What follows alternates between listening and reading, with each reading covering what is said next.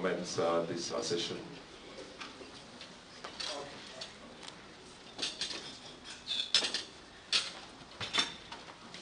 All right. I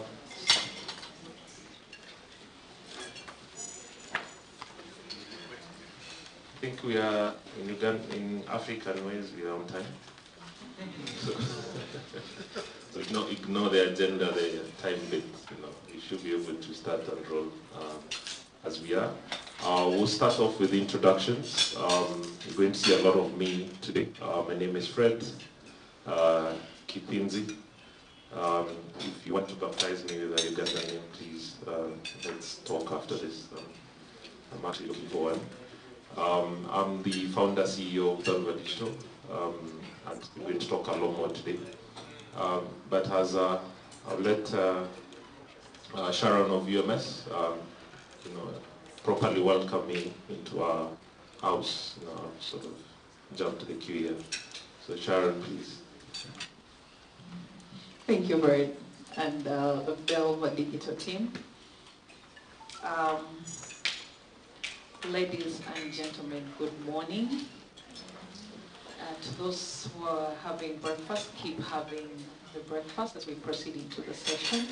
Like Fred mentioned, my name is Sharon Chigundu, and I'm the outgoing president of Uganda Marketers Society. You're most welcome, and thank you for accepting the invitation. I can see a couple of familiar faces. I hope this morning can be very insightful to all of us, and we are able to go and add value to our organizations, for those who own businesses, to our businesses. But ultimately, the take home today is you should be able to get at least one or two things that you need to do within your organization. Who is Uganda Marketers Society? I'll start with the basics. We are the professional body that brings together practicing marketers in Uganda. We have an affiliation to the chartered goal. I tell Fred, the end goal is always the bottom line. We can have all conversations, but the end goal is bottom line. The objectives of, Jackie says, brand awareness, PR, visibility. We set those objectives, right? Joyce, do we set those objectives? The era, I think, is long one. And I mentioned that first, the end goal is whatever you take away from here should be able to add to the bottom line for your business. As marketers, the language in this era we need to be speaking is numbers. And so whatever we do, whatever discussion we have, should be able to contribute to that, such that the finance people can keep in our good books. Abraham, we're in line with that? All right. One of our core mandates as Uganda Marketers Society is professional skills development, and I believe the partnership with Belva and the reason why we're in this room today, one of those components is this. What we will see today from the survey that was done, a big thank you to everyone who participated, will give you insights into what is happening right here in Uganda. We buy, I've seen people requisition for purchase of data and survey, research, insight, and paying a lot of money for it, but it doesn't really speak even to what you're looking for.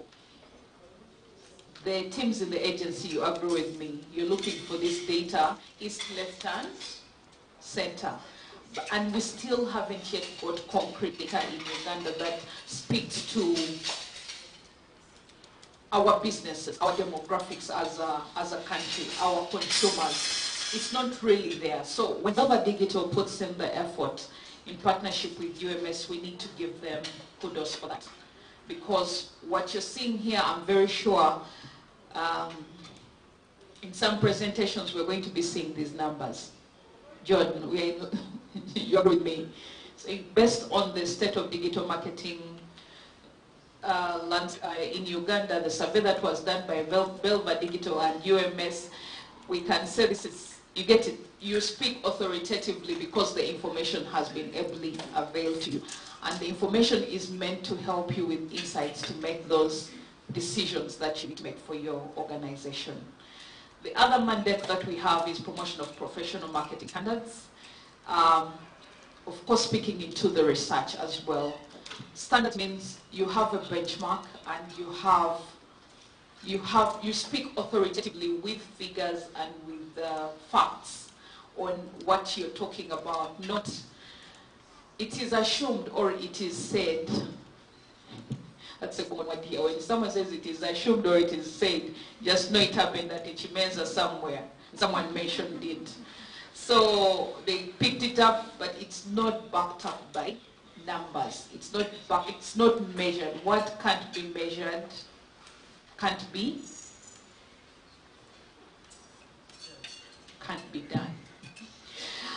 Lastly, one of our core mandates as UMS as well is market research and consultancy. Again, the reason why I'm stating these mandates is that what we are going to see and hear today is tying within our mandate and part of our value proposition to our members.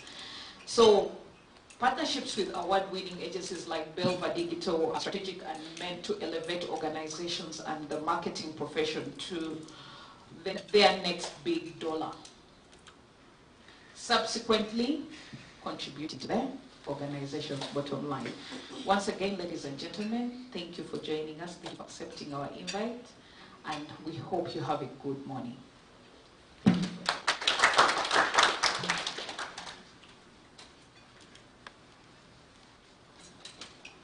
Thank you so much, Sharon. Thanks once again to you for making time, for participating in the survey. I think the insights we've got are going to be helpful to all of us. As we progress, I'll take time to introduce ourselves. I think it's only fair you get a bit of background into who we are. And before I go too far, so we have both screens. You can look at both screens, whatever doesn't break your neck. I'll leave you with needing to do that. I've been told the washrooms are outside on your left. You should be able to find the ladies on the gents there. Back to introduction. So that's Belva Digital. We are a performance marketing agency. That has been our story from 2013 when we started out. And we'll be talking a lot more about performance. Sharon has said, nowadays, especially now mid-pandemic, every brand, every business is seeking more results for their work. And that's what we're going to be talking about today. We are now present in about 22 markets in Africa. This is heavily driven by the way we work. Being a digital-first business, it means we can easily launch campaigns, launch research, implement strategies across multiple markets within a shorter time, in comparison to the traditional way of doing things. So we'll talk about where we're present. In terms of our partnerships, we work with the likes of Google, Facebook, Twitter, LinkedIn, Eskimi. I'm sure you all know these brands. In terms of research, being able to understand where the market is moving, where the trends, to be able to enable you as organizations to make the most of your marketing budgets. In summary, this is what we do. We build, we connect, we engage, and ultimately we optimize. So a lot of you businesses have built your digital assets. I don't like calling them websites and applications because for most of you, that is where your business sits. And if your application crashes, it's a big crisis. And if you look at how customers are behaving for financial institutions, fintech and so forth, the entire business is lines of code, and that's really a digital asset. It's not just an application. So we work with you to build those applications. Once you build them, the next phase is you want people to come to these applications. So we connect you, your customers and your business to them. And thirdly, you want to create engagement. We had Women's Day the other day, International Women's Day, and they must applaud Uganda for being one of probably the only country that properly celebrates International Women's Day. So that's very commendable. to decide no work day to take note of this achievement. Yeah, thank you for clapping. Then there is ultimately, as you said about this moment, these are brand creating moments of engagement in Women's Day. We have Easter coming, we have Ramadan coming. Is your brand ready for this moment where consumer behavior does change? We see more people willing to spend, to buy whatever it is that sometimes goes with those seasons. So is your brand ready for those moments? And are you tapping into that? And ultimately, as we said, marketing is no longer a cost center. So we need to optimize whatever we're doing to be able to deliver results. So as you create your Easter campaigns, what's the return on investment? If you're going to set up an activation at Acacia, you're going to run a Facebook Live or Twitter Space, what are you going to measure? And you say, if it's not measurable, then don't do it. If you can't attribute some value out of it, then it does become very risky investment for the organization. So ultimately, as I said, we want to be able to optimize all your marketing efforts, activities towards a measurable result, and we'll talk a lot more about that. And how do we do that? We look at data, which is also why we're here today. The data insights, the research, where are people moving towards, what are the demographics of your consumer, what is the buying behaviors. So we do look at the data to be able to guide us on the next step, which is what's the right channel to connect to the audience, what's the right media channel to connect to the audience. And we'll talk about that. That's why we asked you some of your questions in the survey. How do you decide where to spend your money? And we did get some interesting out of that. And then once you understood the channel, is what creative output do you need to create? Do you need to come up with? So Facebook, whatever you create for Facebook should not be what you put on Instagram. Instagram has more reels and stories. Facebook is different, Twitter is different, LinkedIn is different, TV is different, radio is different. So are you adapting a creative output to these respective media channels? And ultimately, how do we tap into technology to scale these efforts? Technology has infiltrated every channel, from government to healthcare to transport.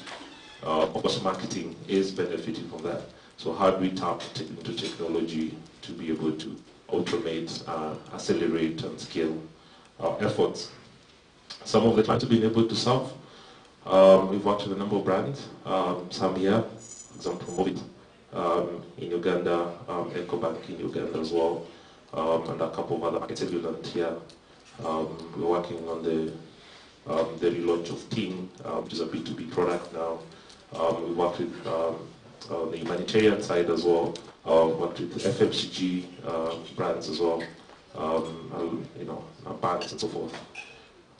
Just to give you a snapshot of our presence, we are headquartered in Nairobi. That's where we started off. But we have our Pan-African ambitions. We always say Ugandans are our cousins. So, we of course want to be here. And to be here in the long term, we have a local team that sits here, and heavily supported by the team in Nairobi as well. Couldn't fit everyone, but at least you get to see a snapshot of some of them. At some point, I think if I may ask some of us who are here to stand up, the team that is here today. I can briefly introduce them. I think some of them, Sheila, are you outside? You can pick in. And Sheena as well. Sheila and Sheena. So that's Sheila. She's a strategy manager. The Sheena as well, you met her outside, part of the team. This George as well. He's been given a Uganda name already, George Aine. I'm told it means nice things. So, George is based in Nairobi, but he does support the team here by visiting on a basis. And we do have, we've convinced Sharon to join us as well. Sharon, do you mind standing? They haven't seen you yet. So you may be seeing a lot of Sharon as well. So we intend to build our local team as well continuously to be able to support the market accordingly. Thank you. You may sit down. Thank you. And we say video content is 74% of what we consume. So it wouldn't be fair to finish this introduction without playing you this video.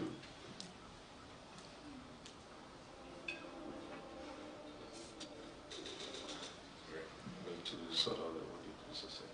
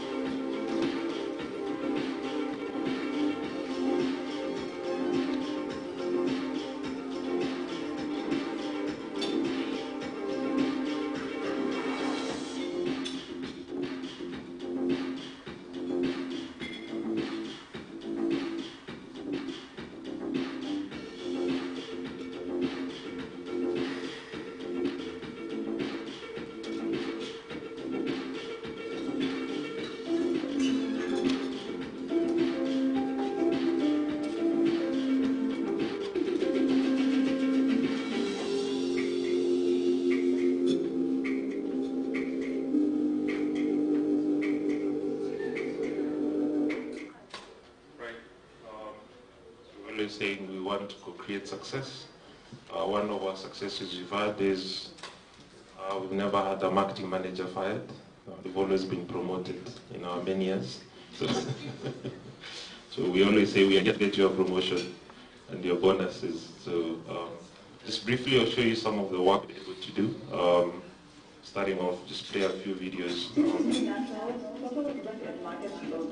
Today's new product to consumer is given variety but not quality and availability. TCB Naturals saw this as an opportunity to give the Kenyan young family a better shine. It started off with expanding TCB Naturals product portfolio, now with fresh new looks and total hair care, styling and maintenance-based products. We were tasked to reintroduce the rebranded flagship product, TCB Secret and regular uses. As well as introduce the new TCB Naturals product range, which includes coconut oil, powder pomade, argan oil, and leave-in treatment that would cater for specific target audience. We launched Shine in the Moment campaign on social media to remind every lady to always put the best foot forward, to always shine every step of the way towards prosperity and personal growth. To represent the 18-25 segment, we picked Joanna actress, aka Catherine Kamau, to be the voice of the Big Sister. We sat down with them to talk about their career milestones, personal journeys, and challenges as they continue to grow prosper in their respective fields through an engaging interview session. We finalized with a gift campaign where Joanna and Kate called upon their followers to share their journey shining in the moment in order to fulfill the campaign objectives of connecting with our target audience emotionally. They each selected 50 winners who attended the meet and greet session at the graduate offices, also accelerated growth across our social media platforms. Within a period of 1 month, we gained over 4,000 followers, over 1.9 million reach, and over 208,000 engagement on Facebook. On Instagram, gaining over 1,700 followers, over 450,000 users reach, and over 144,000 engaged users.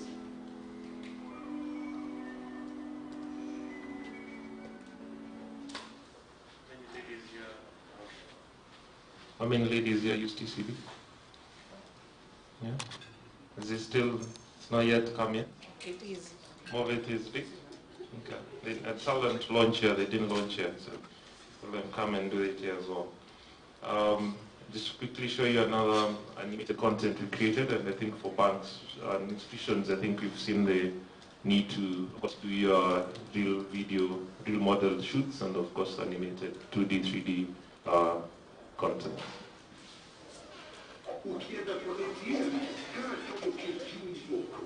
Approach machines can ninja, sikaribiwe na mzee. Kama kifaa ukijaitia, kipindi ni siri yako, usiambie anywhere, usiambie anything. Yote come through to here.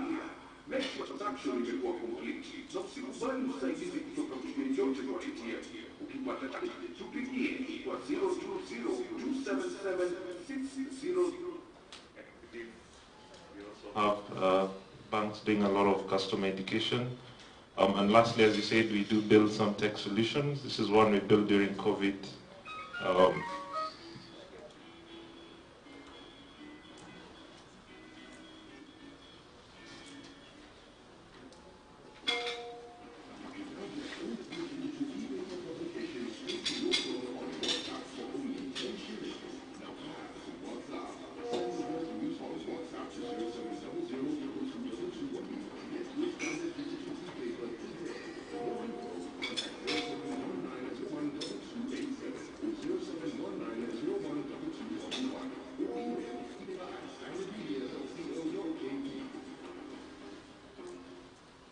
So the simple bot that allows users to access the e-paper on water. I think with that background, I believe you have a better idea who we are standing in front of you today with UMS. So we can begin on the second phase of this, which is walking through the findings of the survey that you participated in. So the survey was carried out online. We reached out to marketers and decision makers in various organizations. In, of course, exclusively Uganda. Out of that, we had 123 participants, and this data was collected through digital form. Of course, we wanted to emphasize. And the main purpose of this was, we are mid-pandemic. I think we've gotten past the most difficult part of it, was to assess where we, as marketers, where are we, and are we making decisions? Do we have enough data? Are we headed in the right path? To be able to also, collaborate and understand that. So who participated? We had, 35% of the participants were marketing managers, which is a good share. About 17% had, your CEOs, your EDs, COOs, CFOs, business owners, which means that we're getting good data from the actual decision makers. 12% were marketing directors. So you got about, you put that at 52, about 67% of the participants are sitting quite senior. You got another 11% who are marketing officers and assistants. You've got another, 9% for business development, and the other roles are sort of split amongst the other 16%. So diverse, of course, balance of that. This shows, as again, just to reiterate, that I believe we were able to speak to the right people, the right organizations, to be able to capture that. And which industries do we see most participation? So we're seeing about 16% in the fintech space. And I think we've seen a lot of good things around that. And the financial space, also your banks, your cheaper cashes, your Wave, your Safe Border is also a fintech now, so I don't know why you fall. More, you tell us more. Mohammed tells us about that. 10% in the consumer good, the FMCG, 7% in the telecommunication space, and we had real estate, really very diverse set of organizations. The other 48, of course, we're quite a diverse economy. So you have the public sector as well, the insurance, healthcare, and so forth. Then we wanted to also understand where the revenue split of various organizations. And we did get quite a good balance. And this is, I believe, very representative of our economy. That means about 42% of organizations have revenue less than $1 million. So, which is about 3.7 3.5 billion UGX. This is annual revenue. And about, if you look at the blue sector there, about 25% have revenues of more than $10 million. So that's your large corporate. You have the red sector, which is about 5 to 10 million. So about 37%, 30% are representative of the big corporate. We have about 42% representative of the SMEs, and about 20% are also representative of the mid-sized companies. Then we look at what percentage of your revenue goes into marketing. I think this is a big question in our boardrooms, in our meeting places. Are you allocating your marketing budgets to your various organizations? We're seeing that a significant majority, about 50%, are allocating less than 5% of the marketing, of their revenue to marketing. I think we're going to talk about this in a panel session. We're going to debate, is it because we're not seeing value? Because I believe whenever you see value, you put in more. You look at the blue sector, it shows that about 16% are allocating more than 10%. So the global standard is about 10%. If you look at people like Coca-Cola spend about 9%. I know back in Nairobi, Safaricom spends about 10% of their revenues as well. So, but we're going to talk about the local context here and also understand the rationale towards this. About 22%, between 5 and 10, and about 12% do not know. So either because visibility, or we'll find out why is it that 12% do not know why they're not sure where the money how much is spending in marketing. And then we looked at the size of organization in relation to marketing allocation. So we noticed the larger the organization, the larger the market share in comparison. So the organizations with more revenue, look at organizations under $1 million in revenue are spending roughly 5% and less of their budget, which begs the question, when you have about $1 million, you certainly want to grow to 5 million and 10 million and 100 million. So are we investing, concurrently as well? Then those between $1 million and 5 million, about 5 to 10%, mostly. This is the average, and those above 5, which is the large corporate, about 15% on average is the marketing investment. If you look at now marketing versus digital, right? So we're looking at, of course, marketing is big enough, traditional, digital, and so forth. So what percentage of this total marketing budget is going into digital? So about, as you can see there, the green sector shows you about less than 10% of the total marketing is going to digital, right? If you ask what's the penetration of internet in Uganda against the total population, right? It's 20%, right? So 29%. Depends who you ask, right? If you ask the UCC, they have their number. You ask the everyone seems to also have their own number. So, but generally, we can tell. It's about. It's a read a report that said even 42%. It's about 22 million, 21 million Ugandans have access to internet. So if it's as high as 42 or it's 20, whatever it is that commensurate to what you are allocating in terms of resources. If you look at attention, all of us have our phones next to you. I believe no one can get TV or their radio next to them, right? So the share of attention remains to be heavily digital. So are we tapping into that? And you can see about 12% are allocating more than 50%. That's quite commendable to the organizations. I believe they are confident enough to allocate that. And we'll talk about what gives those organizations. I hope they are representative of those organizations here that can tell us what gives them confidence to allocate as much as 50% of the budget to digital. And then you can see the about 30 to 50%. That's about 12% allocating that, and then we still have about 10%, which is also similar to what we saw, 12% that did not know how much is going either, again, because we saw the participants are quite diverse. It could be they have no visibility into what is going on. Then we looked at, we had asked you, what percentage goes into digital advertising. And we specifically asked you about digital advertising because All these platforms are serving as carrot stick. Facebook tells you go out there, post, build a community. A lot of us have thousands of followers and fans in our pages, Twitter, Facebook, Instagram.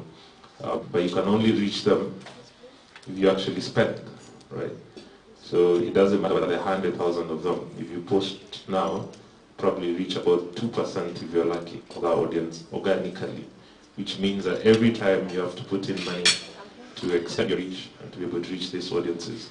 So we specifically wanted to know how much then are you spending, because we've also seen a correlation between digital advertising and revenue. And again, you can see a similar pattern that digital advertising is not getting a lot of allocation. 67% are allocating less than 1K, which is roughly $30 a day, which is roughly how much is Nile at your local, at your Kafunda, about $1. So it's 30 nights in a day, right? Then you look at the more than 10%, again about 7% are comfortable to allocate as much as 10K. And again, we saw a similar pattern. Again, of course, the economies of scale, right? If you have the money, if you're a big organization, you probably have more resources, you probably put it more. But I think the most important thing we wanted to come up with is, are you deriving value from even that $1, that $10, that $30, $100, that $2,000, and so forth? And then we asked, what determines the budget allocation? Actually, we asked what determines, but the responses were also leaning towards who. So it was quite interesting to see that someone says the mood of the chairman. So that was new. But I guess it tells us the dynamics of organizations, right? So then someone else said it's the MD. MDs, I guess, they wake up and decide they don't like YouTube. That's it. You're done. If their daughter is on Facebook and they've been telling them to get off Facebook, so you also not going to spend money on Facebook because the MD said no. And some of us say they don't know, and I believe that's why we are here, because we are here to find out. And this was one of my favorites. The world is now digital fast and fast, and that's why that determines what they allocate. But majority were quite clear that the target audience is a driver of budget allocation.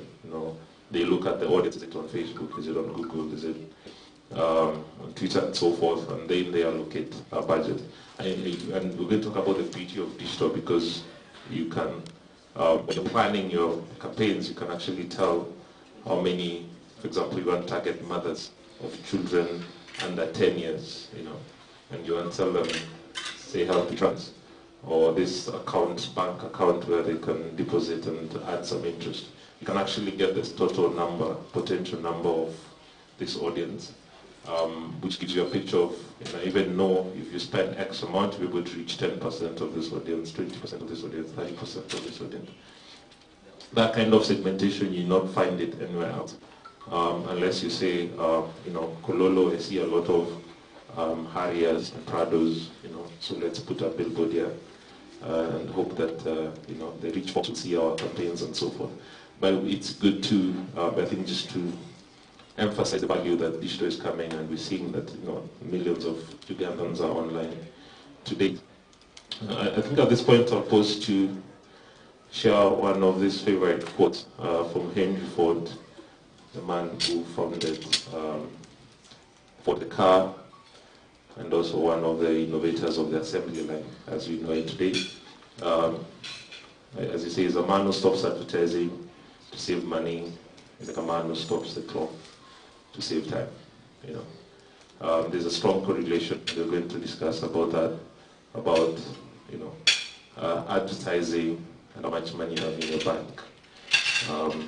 But also, this is my favorite, just to bring it home. A flea can trouble a lion more than a lion can trouble a flea. That shows you, for small businesses, you can actually trouble the big boys more than the big boys can trouble you. Because you're more agile.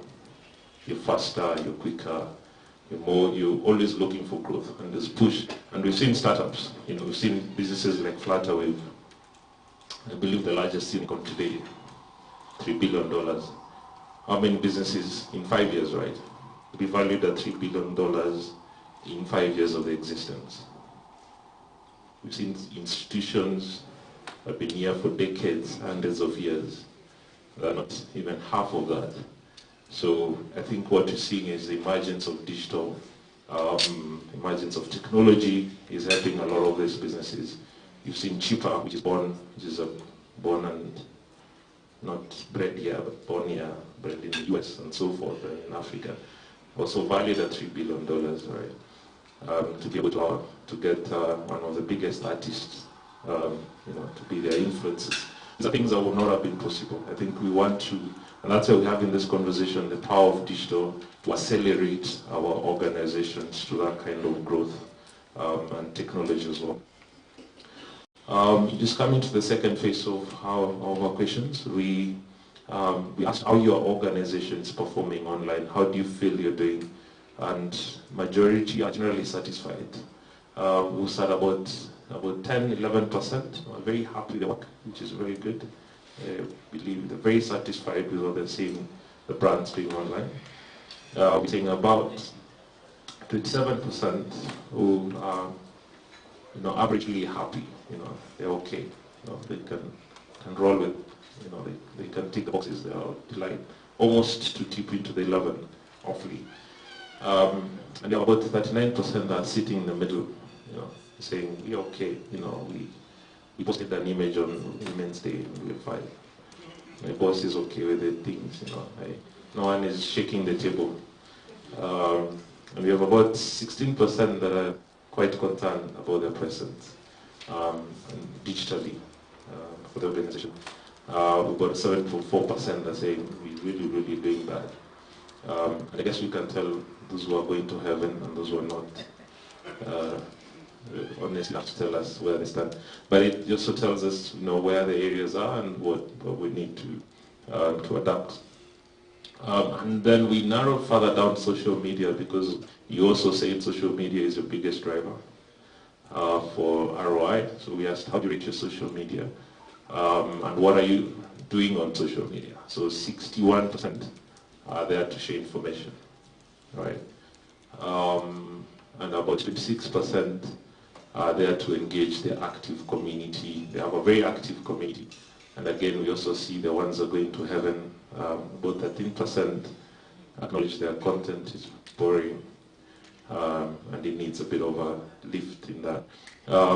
So again, I always like to say consumers are not loyal to your brand. Consumers are loyal to their problems.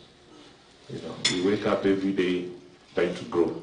Our ambitions, that's what we are loyal to. The problems we face, the challenges we face.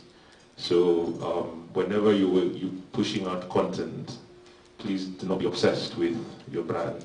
Do not imagine that people wake up to go to your page to see what you posted.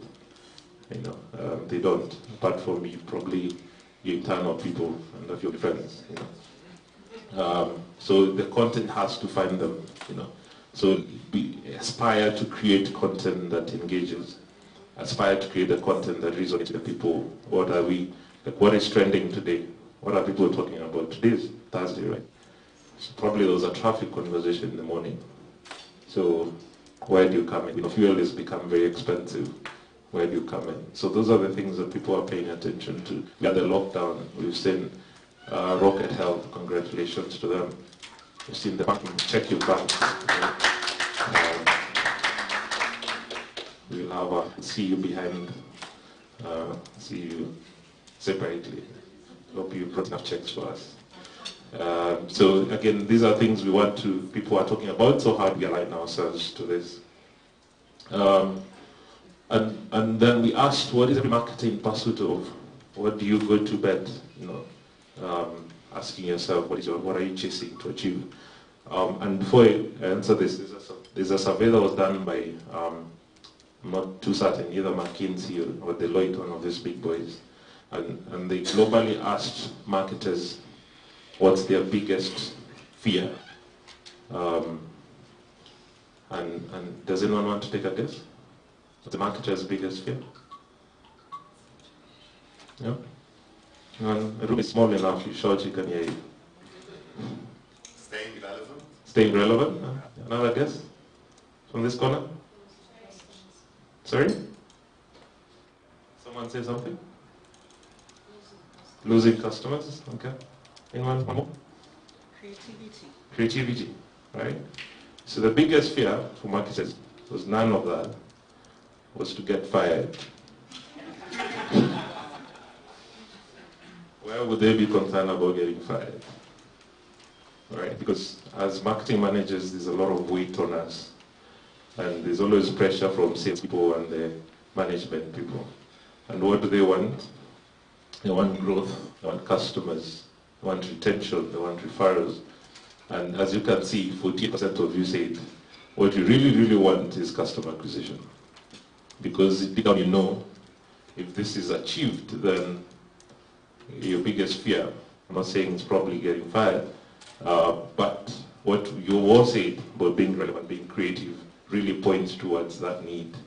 And because human beings, we all have our innate need to grow. So we want to achieve this. We grow as individuals, we grow as, we grow our organizations, and we go home happier people, and we wake up with less stress, less headaches, and so forth. And you can see 31% say brand awareness. And that's quite encouraging, because ultimately we say people don't buy from people they don't know. People don't buy from brands they don't know. So I know there's a quick need to get customers now, yesterday. But remember, customers are not loyal to you, they're loyal to their problems. So how do you create, we need to create awareness around our product, our offering, so that then customers, when they walk into the supermarket, you know, the brand is top of mind. When we walk down that shelf at Carrefour, you know, is it Carrefour or Carrefour, you know, one of them, they're able to remember us when they at the T section, the, you know, personal care section. When they go to Jumia and they're looking for a smartphone, they can actually consider us, because ultimately you have to put your brand in a consideration phase. People have to be aware of you so that they can consider you and they can buy from you. So it's encouraging to see that brand awareness is quite up there. And 12% are saying, you know, they're keen on customer referral. The other 5% was retention. So again, we want to bring customers and keep them and so forth. And then we asked, which channel are you driving impact? Which channel are you really getting your results from? Overwhelming majority said social media. So about 62% of you said social media is a channel that that is giving you the best results. And 49% pointed to the website, and 37% pointed to paid media. Influencers, WhatsApp SMS marketing coming right there as well. So again, these are, I think, quite expected, that this is where the channels are, that we're getting results from, and we'll talk about that as well in detail. Then we asked about, you know, are you outsourcing or in-housing, you know? And we like the feedback we got, the sort of the mix we got, that quite a number of organizations have a hybrid system where some things are being done in-house, and there are some things that are being outsourced. So for example, your social media is overwhelmingly being done in-house, and that's encouraged. We encourage that as well from where we stand from outsiders on the outsourcing side. I believe the day-to-day can be handled in-house. Your community management, because your people are embedded in the business, they understand the product more than probably an outsourced party. But we're seeing subsequently there's a bit of outsourcing when it comes to website, when it comes to photography, videography, creative output. I think the advantage that outsourced parties do is they interact with a lot of brands every day. You know, they will deal with a bank here and ensure they're FMCG there as well, and that mix allows them to have a good, very good balance of the market and the trends, and can give you a more balanced, less biased view of your brand. And lastly, you know, part of the questions we asked was around TikTok. Is it a phenomenon or a fad? and quite a number, 58%, 56% rather, would believe that TikTok is great for brands. It's the fastest growing social media. I think it's important we are aware of that, right? Also has the longest attention. The users spend about 27 minutes on the app on average. That's a lot of time. So it means that you all like dancing, you all like music. Yeah, probably good for us. So how do we fit our brand in that energy? And about 29% say not brand fit. No, they don't see themselves fitting into that. And another one say they don't know. I'll talk about TikTok as well from a generation perspective. A lot of us are on social media, I believe. When social media came, our parents, our generation of parents, thought this is just a waste of time. And those generation of parents is the one that was sitting in meetings and board meetings and management. And even today they still believe, some of them, that social media is just a waste of time. But incrementally we've seen people come on board. We've seen ourselves, the users, 20+% of us, 20 million plus on online. The first place they go is social media, your WhatsApp, your Facebook, and so forth. So attention has shifted from your traditional channels to social media. Now, the generation that is coming, what do you call it, Gen Z, or the Alpha, Generation Alpha. So Gen Z, people born in the 2000, right? Now they're 22 years old. You wouldn't believe it. Yeah. They're in the workplace now. They're actually coming out of campus and into offices. They are probably interning in organizations. And we say they have this attitude with them, right? There's a perception of attitude. But it's probably generation that knows what they want more than us. And maybe we're scared of that fact. If they don't like your job, they'll tell you to your face. They don't like your brand, they'll tell you to your face. Whereas we are the generation that was probably more courteous, more conservative. You don't like you just walk away. They're more outspoken. Generation Alpha is, I think the first set is about 7, 8 years old. They're not on social media, that generation. They're not on your Facebook. They are more on their TikToks. You've had Facebook rebrand to Metaverse. What does that mean? What is that? So that is what our social media, that's what our parents were asking. What is social media? So now we're asking what is Metaverse, right? It's come full circle, right? So again, that's a generational thing. So the generation is coming. I have a 7-year-old daughter, and she plays this game called Roblox. And I believe we have a child that they know that game. And they spend so much time on it, And they're building virtual things. They will build a house. They'll even have virtual friends, and they will have parties, and they'll play. So everything is virtual. They buy things Bitcoin. And you watch that kind of behavior and you realize the shift that you're going to see in the next 10 years, 15 years, is not on what we know now, is on what is coming. And that's why, as marketers, we have to pay attention to things like TikTok, the metaverse, so that we don't become what we've been telling our previous generation, that they're so old school, they're so stuck in their ways. Because if you don't evolve, you're going to be exactly that, stuck in our ways. The next phase is the panel session. I think I've just walked you through the findings of what we saw. We're going to have a panel session. I think our panelists are here. John Senkizi, a man you know very well, he will introduce himself, will walk us through that. As we settle down, I'd like you guys to give you a small test, just as we move about to the podium. So go to your browser on your phone, preferably, and type Slido, that's sli.bo.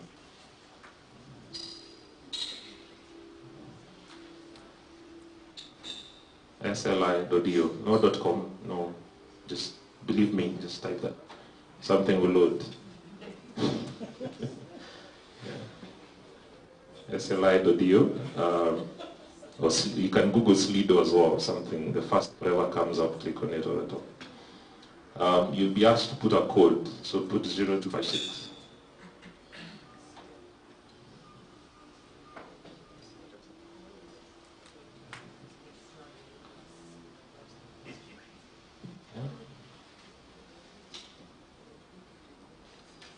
Are we all there? Okay. Right. There's a poll thing there. There's a question. The poll hasn't started. I'll start it then. You guys we'll ask you some questions. See who's paying attention. We may have a present for those who are paying attention. There's also a section for questions there. So feel free to ask some questions. I know some of you may not want to speak on the mic or ask the questions as you do the Q&A, but feel free to ask there, and then John will be able to see some questions that we can then ask the respond to. But of course, we'd love if you guys also ask some questions. So let me start there. So the poll, so if you refresh your poll, refresh that window, that should be a poll that loads up. Is there anything with it? You can see there's Jenny. Yeah. See Douglas, see John Babil Kamo, upon pronouncing it right. And see Hussein, Roger, Akaine, Barbara, John.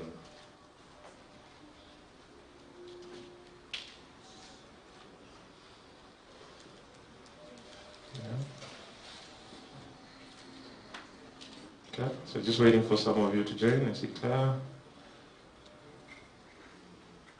Okay, so about 24 of you guys have joined.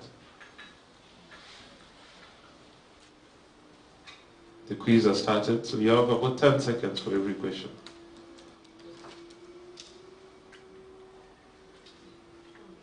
Let's see if you guys are paying attention.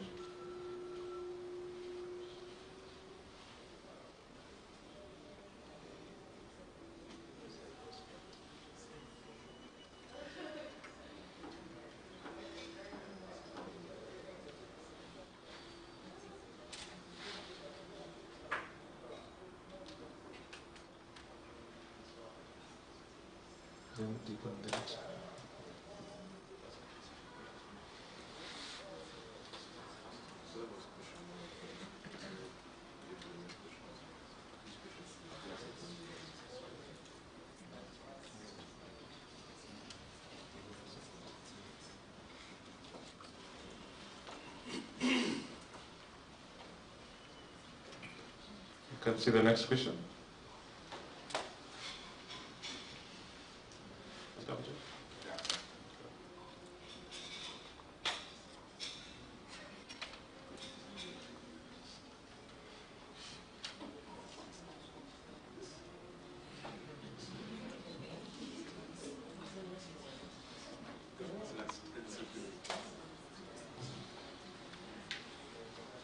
You can see the ones who repeated in school.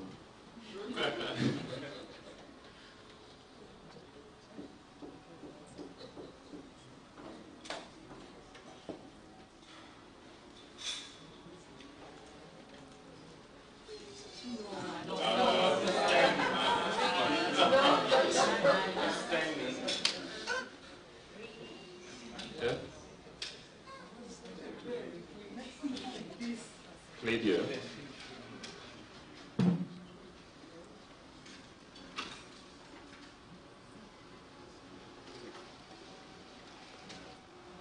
See, there's a few MDs here and CFOs. No problem, is that you?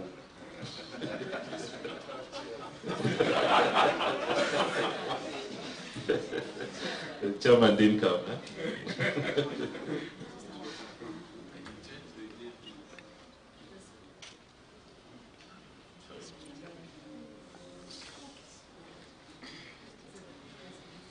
You guys are trying to pretend you're not on Tinder.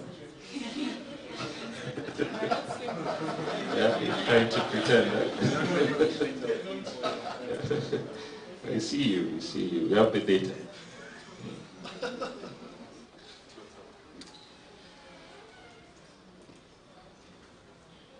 And by the way, we're relying on the UCC data. We want to be politically correct. So if you see the bias of some of the answers,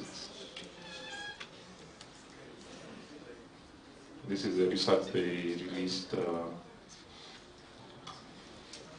last year, late last year. That's it. Let me show you who is going to the next grade and who is repeating.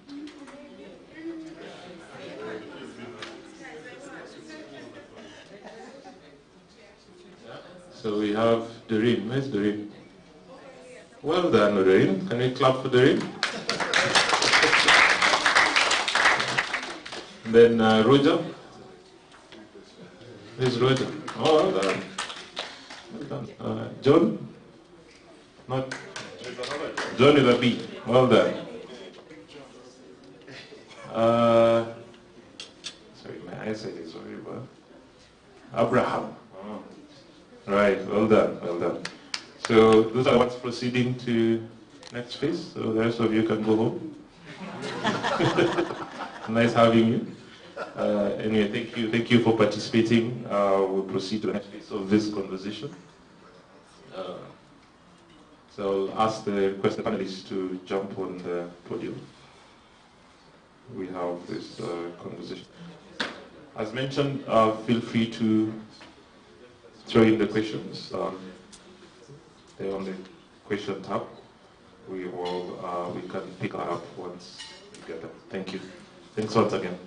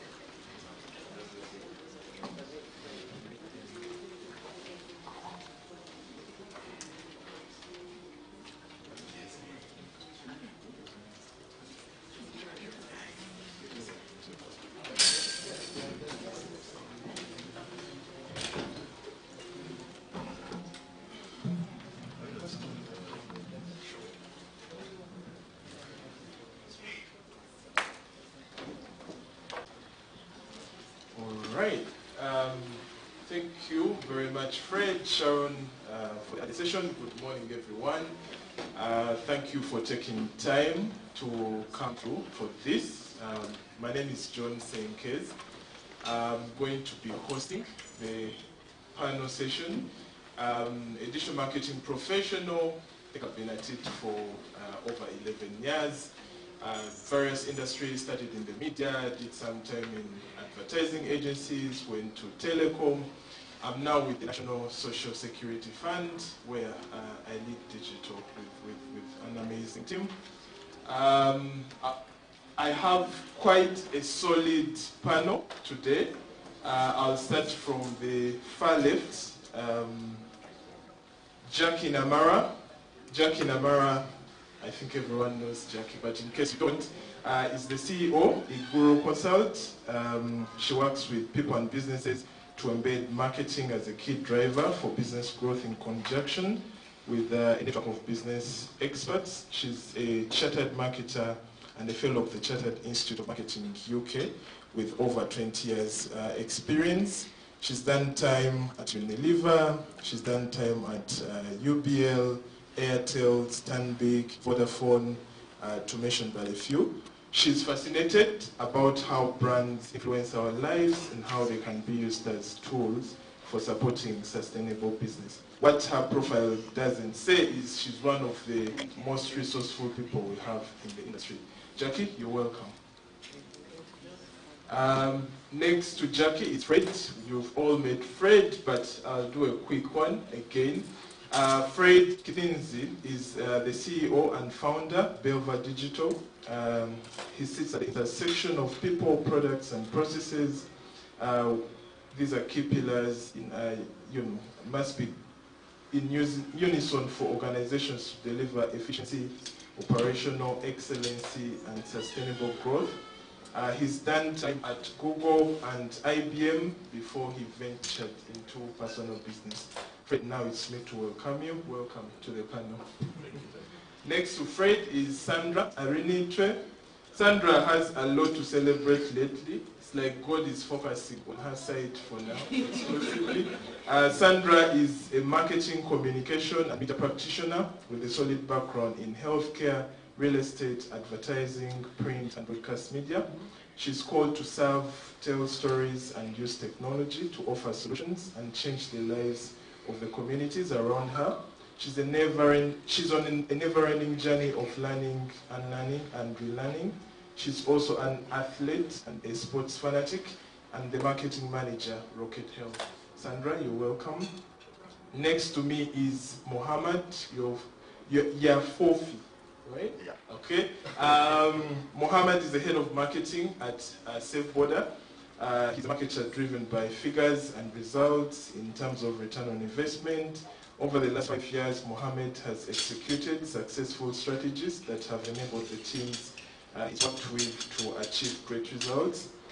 Being a tech enthusiast, he founded Sauti Tech. I'm sure all of us read Sauti Tech, one of the most resourceful tech blogs, where like minds converge to read and write about technology and startups. Mohammed, we are very pleased to have you on the panel tonight. I think we have a very clear-cut job to do. We'll dissect the report, adding some local context, adding some insights from our respective experience. I think the panel combined has years and years of experience that we hope the audience both here and online will be able to draw from. But we're also very, very interested to hear from all of you. So at some point you'll be given the opportunity to ask a question, offer an opinion.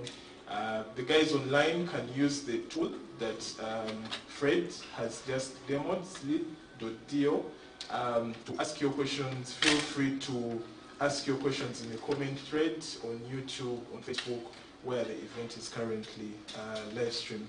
I'll start with some initial reactions to the report, and in no particular order. I'll start with the guy next to me, Mohammed. What are your general reactions to the report that has been presented? Let us start from Sandra. Ladies first, Sandra, take it away. Well, thank you so much, John, and for the introduction. That's the report that we've had so far. For me, I think it's really good to see the insights that many of the marketers have submitted to the report, and seeing how everyone is literally struggling to find the right budgets, or even to find the right channels and techniques to put the message across, or to even promote a brand. And it's a very good report that we can use even externally or even internally in our different organizations, to definitely show the board or even the people that we report to about trends, where the customers, where should we focus our energies, and what it is that they're interested in. Yeah.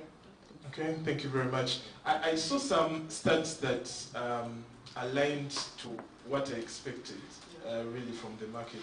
But I saw some shockers as well.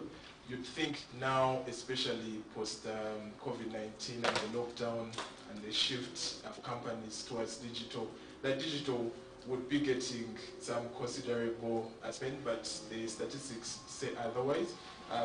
Jackie, you're the next lady in queue. What are your reactions to the report? Okay, thank you, John, and good morning, everybody. I think the report, if you read in between the lines, the first thing is, do we really understand who our target audiences are and where the eyes and ears are? Because if you don't know that as a starting point, then it's very difficult to justify why you should put money on social media or in digital spaces. And there are some industries where, should I say, the more boring channels are still applicable. That's the first thing. The second thing for me, and I know you'll forgive me, I'm like a preacher on this subject, the people who are practicing marketing and are in the decision-making positions, controlling budgets, don't know enough about digital marketing, and therefore they don't understand the value and how it fits into the execution of the business and marketing strategy, and then that translates into not having a solid digital strategy that complements what you're doing everywhere else in the business. Therefore, you cannot spend the money. Because when someone asks you, why should it be here? You have nothing to tell them. And I know this from personal experience. I had the pleasure of working with John at Vodafone. And I had this conversation with my agency at the time, and no one could justify to me why I must spend more money. I knew I had to spend more money because of the business we were in, but there was no justifiable reason until he walked into the room and explained it in a way that I understood. And once that was clear, I think we were the biggest spenders in digital at that point in the market. So for me, those are the two things. The money is there, but do you know enough about why you must spend it and what you're going to get at the end of that spend to justify making that increase? Fred, I'll go to you next. Kenya is fairly advanced on the digital front. By so many accounts, you have more smartphones, you have more access to the internet. The pricing of data there is, by all accounts, preferential compared to Uganda. Is it any different, or are you seeing the same pattern like we do here in Uganda based on the research?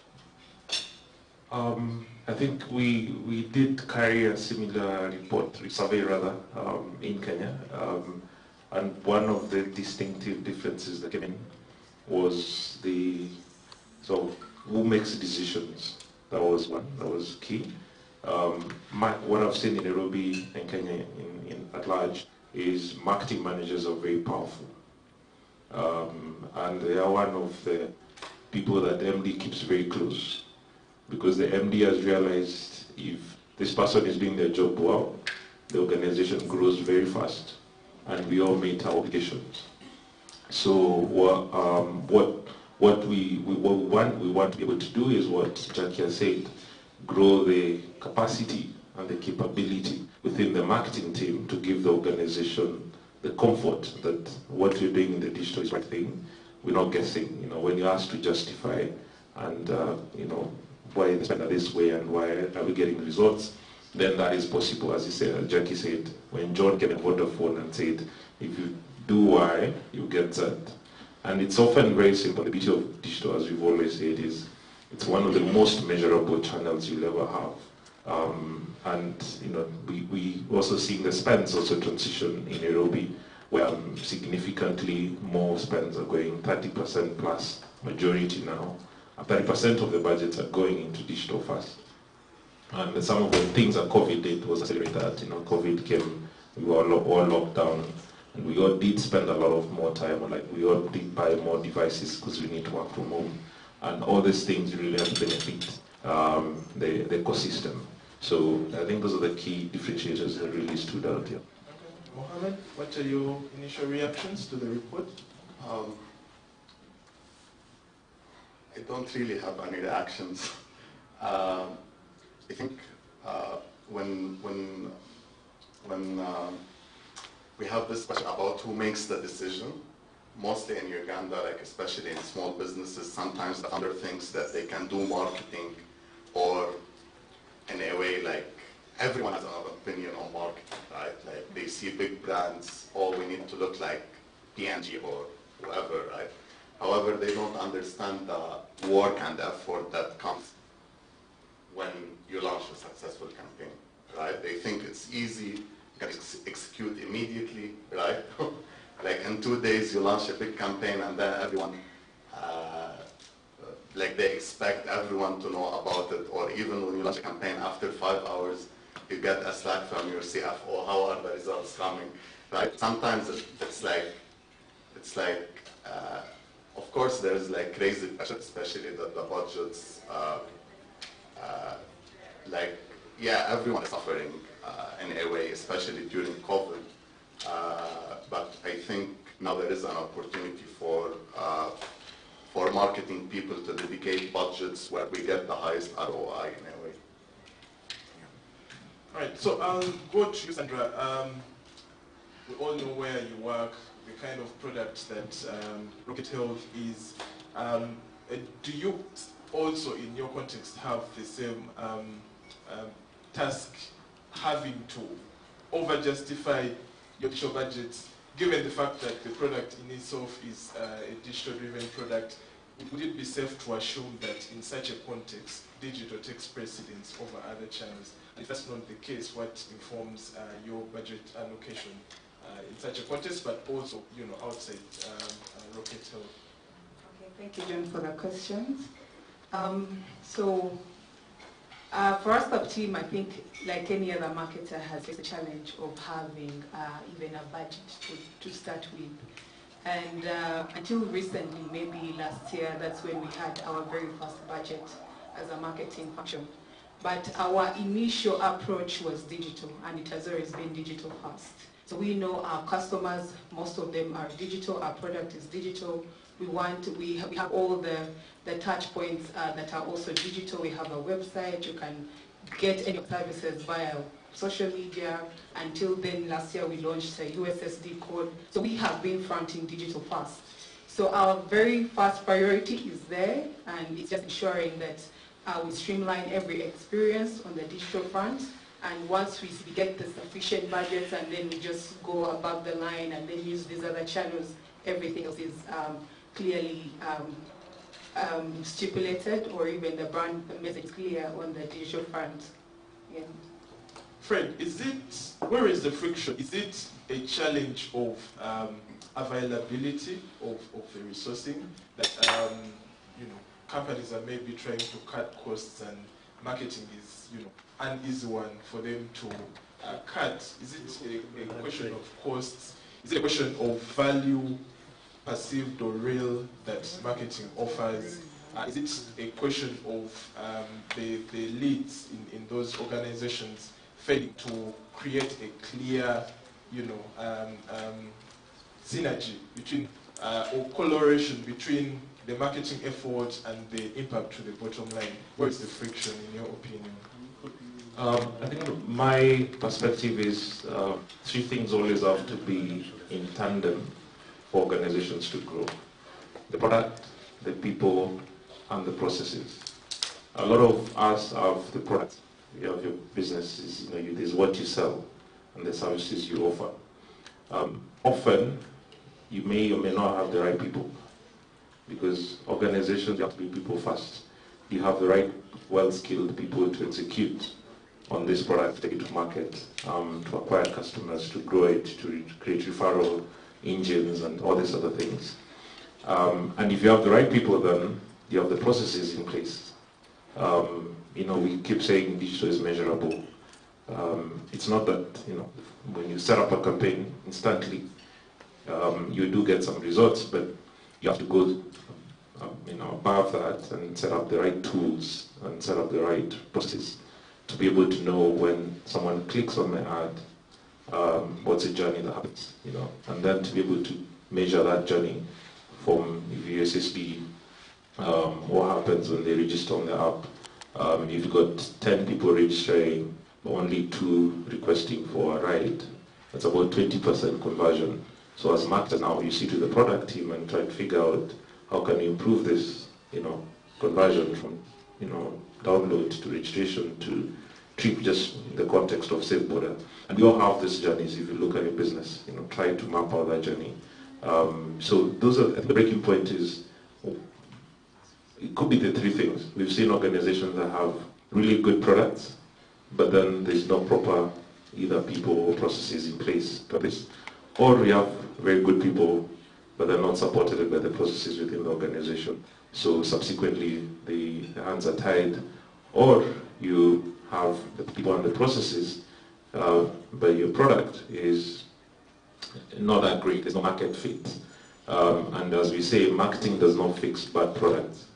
There's no magic around it. If your product is not fit for the market, there's nothing you can do. You can splash all the money in the world, but you will not sell. So it could be, I believe, it's just having the audit and reflection around those areas, and then identify where the challenges are, and then addressing them from there. And I think also companies need to invest in defining their journeys, and also attaching very specific metrics and KPIs along those journeys. Because of course, like we saw in the research, I think over 43% plus, are interested in generating leads, revenue, etc. But it's never a linear relationship.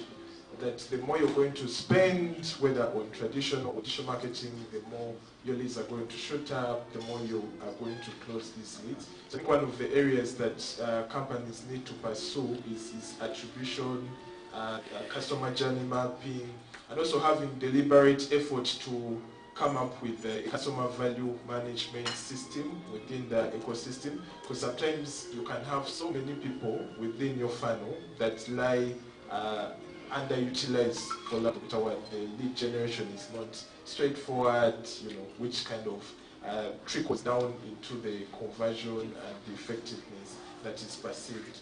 Mohammed, you do you're purely digital where you work, but I also know, unless that has changed, you make some investments on the traditional media side. In terms of attribution, how do you go about attributing the traditional channels to specific growth objectives, and then also the digital front? What is your, not insider info per se, but what is your typical best practice to someone out there in terms of mapping a journey and making sure it is structured? So at SafeWater we call it the onboarding, right? How we're onboarding customers. So when we look at the installs, right? When we look how many people are installing, then how many registrations are we getting, we see like a huge drop-off, right? And it goes back to what you say of us as a marketers, we need to work with the product team to see how can we improve onboarding, right? Like, what are we doing wrong? Should it be less pages? Should we communicate the value proposition once someone lands on our app? What should we tell these guys, right? Because when you see 50–60% of the installs not registering, and then like you're losing 6 out of 10 people who are installing your app. And we all know that data here is expensive because our app is like 20 MB, someone installing, however, they are not going to register. We need to know why, right? So after the user registers, we think about what's the retention, right? Like once you see retention, week 1, 100%, week 2, you drop off to 40% or 30%, right? So there is something wrong that is like, there's something wrong. So you need to figure things out over time on how you're increasing your retention over time. And then we also think about how do you keep the user active week over week, right? We think about, if this is a new user, I register now on SafeBoda, how do you succeed on that platform as a user? So we think if you take, let's say, 6 or 7 trips in your first month, you have a better ability to retain on the platform. Or if you go to SafeBoda and then you take a ride, how do we make you buy a time, right? How do we make you as a user pay a bill, right? Or do something, or convert to cashless, because we see that cashless retention, like customers who use cashless have better retention over time. So we think about all of these metrics, and then of course we divide our users into cohorts, right? You have the customers who do cash trips. How do you convert them to cashless? Because we have better retention. How do you make the user in the first month use 3 products, 3 services on the app? Because we know that if you use 3 services on the app, you have better retention over time, right? So we think about a super user, a user who does cash, a user who does cashless, a user who does payable, so we have so many things that we think about, and this is how our communication go. In terms of traditional to online, of course, at a certain point, SafeBoda has been hit regarding cashless or cash, OPA cashless, whatever, right? We all know, I think everyone who ever uses SafeBoda has suffered around that. So traditional played a big role in how we changed the perception in a way. Of course, we worked with SafeBodas to improve the acceptance of cashless, like the perception of cashless. However, it was more or less getting testimonials from customers. All SafeBodas are now accepting cashless. even going with Safe Borders to radio interviews to talk about cashless to change like this kind of perception. So online and offline move in parallel at Safe Border. It's not like we disregard offline once we roll online. It's like both ends, right? And of course, the community plays a big role. The community of customers, like even when you see a customer who does 80 trips a month, right? This is a customer who does around 2.5, 2.6 trips like every day. This is like an incredible customer that we need to keep on the platform, right? So we even think about all of these variables and work to do them. Yeah. Yeah, thank you. The concept of lifetime value has never been more important, because sometimes it's not the numbers that come in, but how well the company leverages the best that is in their funnel to either cross-sell or upsell to them. Sandra, what have you seen work? What are those critical segments? In your use case, I imagine you keep tabs on numbers like cart abandonment, someone click-through rates that drop, within the user flows. What works in terms of segmentation, and how do you re-engage? Because getting in that person the first time is extremely expensive. The re-engagement might not be as expensive. So what are those best practices that you've seen work for re-engaging? But the funnel starts off really big, starts getting smaller. How do you make sure that you derive value without necessarily spending more? Thank you for the question. I'll start with the point of the lifetime value.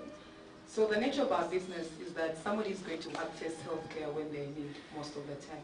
So for us to quantify the lifetime value becomes a very complicated issue, especially for acute cases.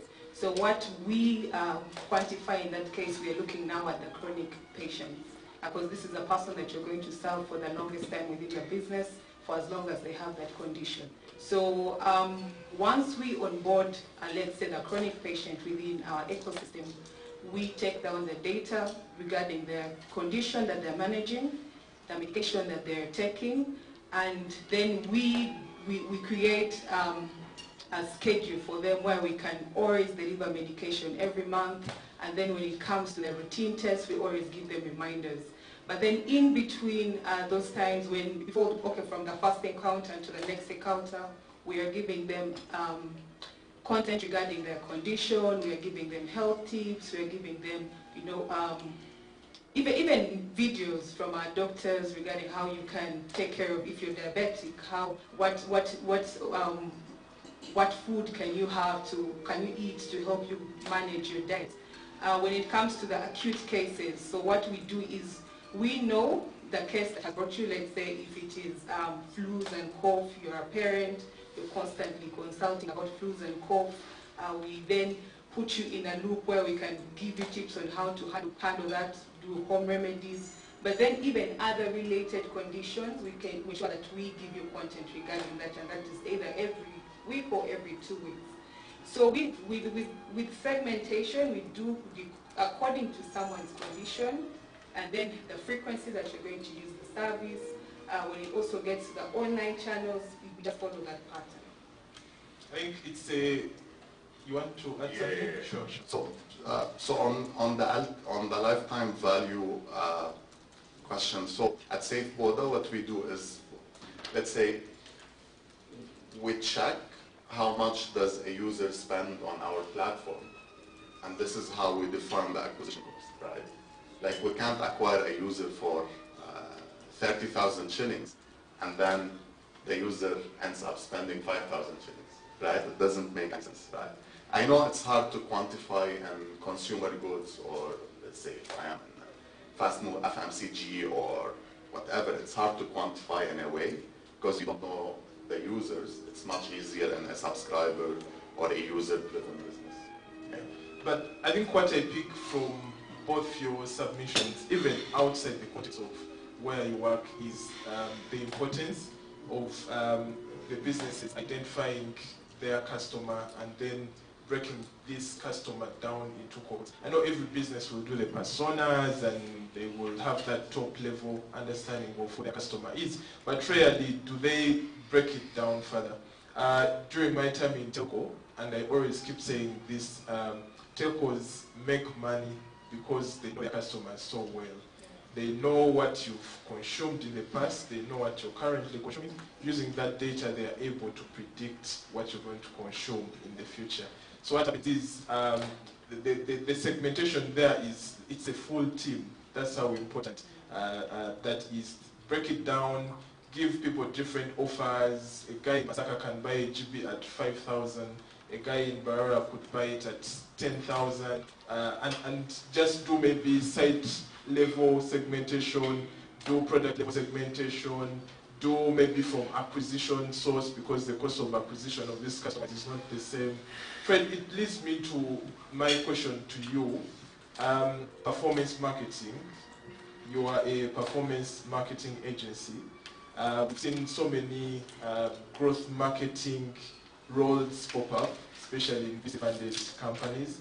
Marketing is known for buzzwords. I think the guys that come close to us are the NGOs and their acronyms. Is it just a buzzword, or does performance marketing, growth marketing actually use a different approach from marketing as we are all accustomed to it? Thanks, John. Performance marketing, in a nutshell, and I'm told I like to say that, is around data. That's the biggest difference between your traditional marketing and performance marketing, is reliance on data, or what John called growth marketing. You may hear other terms like growth hacking. We're very good at coming up with words. You know, we're copywriters as well. You get paid to come up with words, so it's easy to come up with these buzzwords. So really, performance marketing is around data.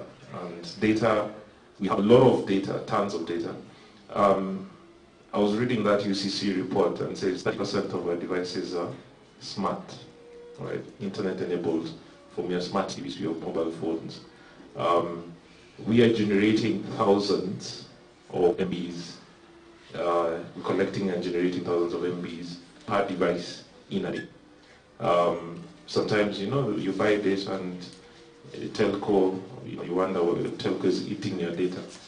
You know, it's just because your device is just collecting data. You don't know about your location, your interest, and the platforms. That's why we're saying, we know some of you on Tinder, but you didn't want to admit today, because there's a lot of data that, you know, is being collected. So performance, when we talk about performance, it's to encourage and to create a culture of reliance on data, and that's a culture that's our promise, that whenever we're walking into organizations and businesses, the first thing we're going to ask, the first conversation we're going to have, is around your data. And especially if you've been in existence before, is, do you have buckets of your audience that are, you know, 7-day active? Do you know which customers have been, you know, buying your products the last 7 days, the last 30 days, the last 60 days, 90 days, dormant the last 1 year? You know, and unfortunately, we are not really, you know, one of the questions we asked is about prioritization and data. Was there only 2 people out of those surveyed said data was in their priority. So that's a bit surprising, you know, given the importance of it. And I think we've all spoken about it. But, you know, it's evolution of marketing, and that's where we want to be able to work with businesses to evolve. If you're a business, start paying attention to the data you collect every day. I would say the supermarket and the bank knows you more than your spouse, because they may not know where which Kafunda you are at. Your wife may not know where Kafunda you are at, but your mobile money, your bank may know, because you're going to pay there. You know, and they know your habits. You know, you pay X amount on this day, and there, you know, you're shopping, you're buying diapers all of a sudden, and, you know, baby care products. You know, this guy is now as a child. You know, so we should sell him health insurance. You know, maybe or we should sell him a health product or education policy for the child now, because the mindset is that. So collect data. I think really understand the data around your product, around your consumers. Then use that data to what we call accelerate or scale your marketing, and create lookalike. If you go to all these advertising platforms and you tell them this is my, 100,000 most, the consumers with the most revenue, giving me the most revenue, they'll give you a lookalike audience. They'll tell you. Because people relate amongst their friends. So if you start, when you have some more money, you start hanging out with people with more money. It's natural. You start hanging out with people, your friends in your circle, people you talk to on the phone.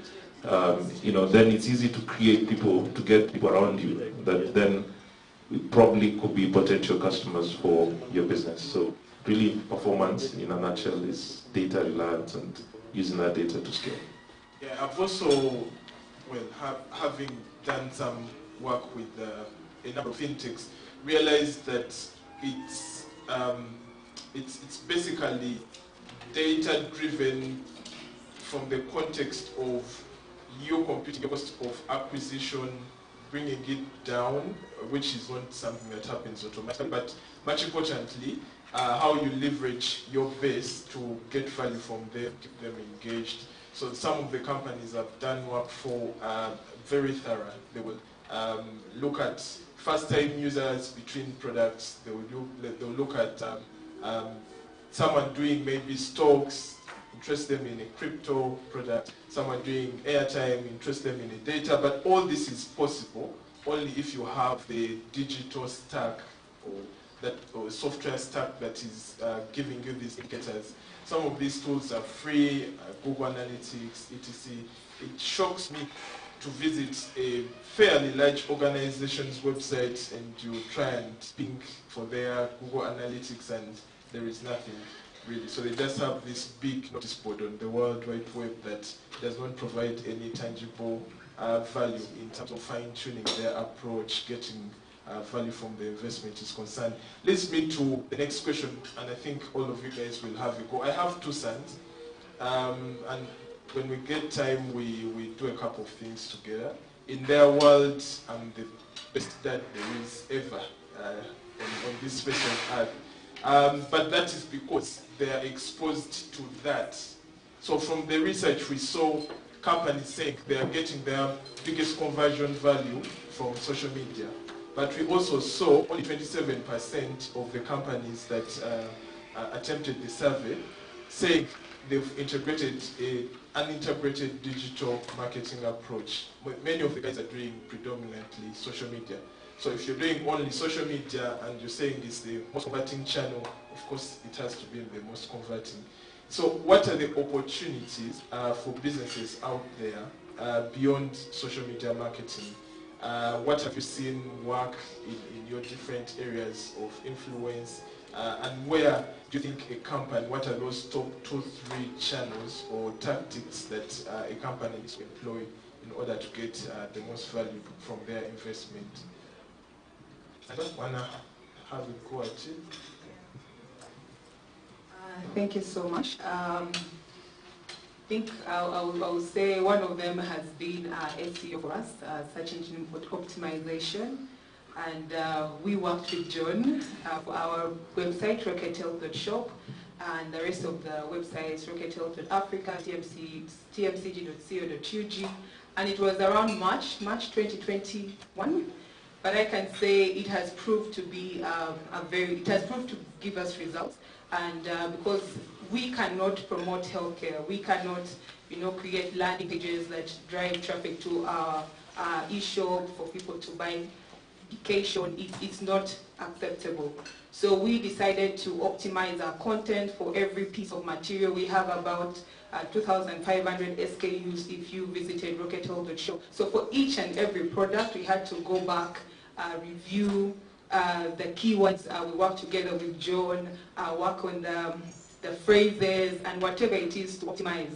Had some plugins and ensure that for every product, if anybody is going to search for products within Kampala, within Uganda, Rocket Health will appear first on your search. So I'll speak about that particular one, but then also WhatsApp has been really very key for us. Many businesses are ignoring WhatsApp, but every time we have status updates, we actually see more of our customers who have saved that number ordering for services and even returning to ask for more. We could use it even for upselling and cross-selling. If you have asked for a lab service, would you like, maybe if you have children, can we schedule for vaccination? If we notice that you want to do vaccination for a child who is 2 months, then we talk to you about scheduling for the next month. It's been SEO for us and our WhatsApp besides social media. Mohammed, what are the opportunities? Away from self-border, you've done quite a number of stuff. It really depends on the budget. That is, if it depends on the budget really. It can't be one size fits all, and this is what will work. You need to try so many things and then scale what works. What won't work, just invest the budget somewhere else. Yeah. What are those cost-effective things you would try? You would encourage someone to try out there? Yeah, we can get an example of a budget and then we can think through, right? 10K. 10K. 10K, and what kind of product? Like what is the product? FMCG. FMCG. Yeah, if let's say you're looking for, you're launching a new FMCG product into supermarkets, you need to focus on the touch points, right? Because someone goes to the supermarket, they need to buy a product, so you need to be heavily inside supermarkets, right? In terms of how you're placing your product, who do you have selling the product, do they know what are the benefits of the product? So you need to be heavy on that end, right? Probably even giving out samples to increase the awareness in a way. And then probably, I don't know if I am in FMCG, probably I would spend 70% on offline in terms of supermarket and then the rest on digital, probably. I probably get, if it's like a beauty product, I would get an influencer who can speak about beauty, right? And do a couple of Instagram activations. And I think so many people are overlooking Snapchat, which is like, it's incredibly big, I think. The lifetime, we haven't tried it at SafeBorder yet. However, we'll scale on Snapchat in a way. But yeah, I think Snapchat has, and recent reports, like if you look at the reports, Snapchat recently has 500 million monthly active users. If you look at the segment between 16, probably 25 or 24 in Uganda, the guys that follow Sheila Gashumba, Bad Black, and all of this, like all of them are on Snapchat. Even probably they use Snapchat more than WhatsApp in terms of chatting, right? So yeah. Fred, opportunities beyond social media, what's your take? I think first I like what the fellow panelists have said. I think especially Sandra on WhatsApp status, the things we take for granted. Do you think this is for sharing jokes only? Surprise, surprise. It can actually help businesses keep their consumers top of mind. I think just going back to, I know the conversation today is based on digital, but I'll talk about an integrated approach because our consumers have multiple touch points. From where you started your day to now, you probably consumed, 2 or 3, probably did radio in your car if you're driving, or in the public sector, you probably did look at billboards in your area. If you're old school, probably picked the newspaper, look at the headline quickly, and of course you've been on digital.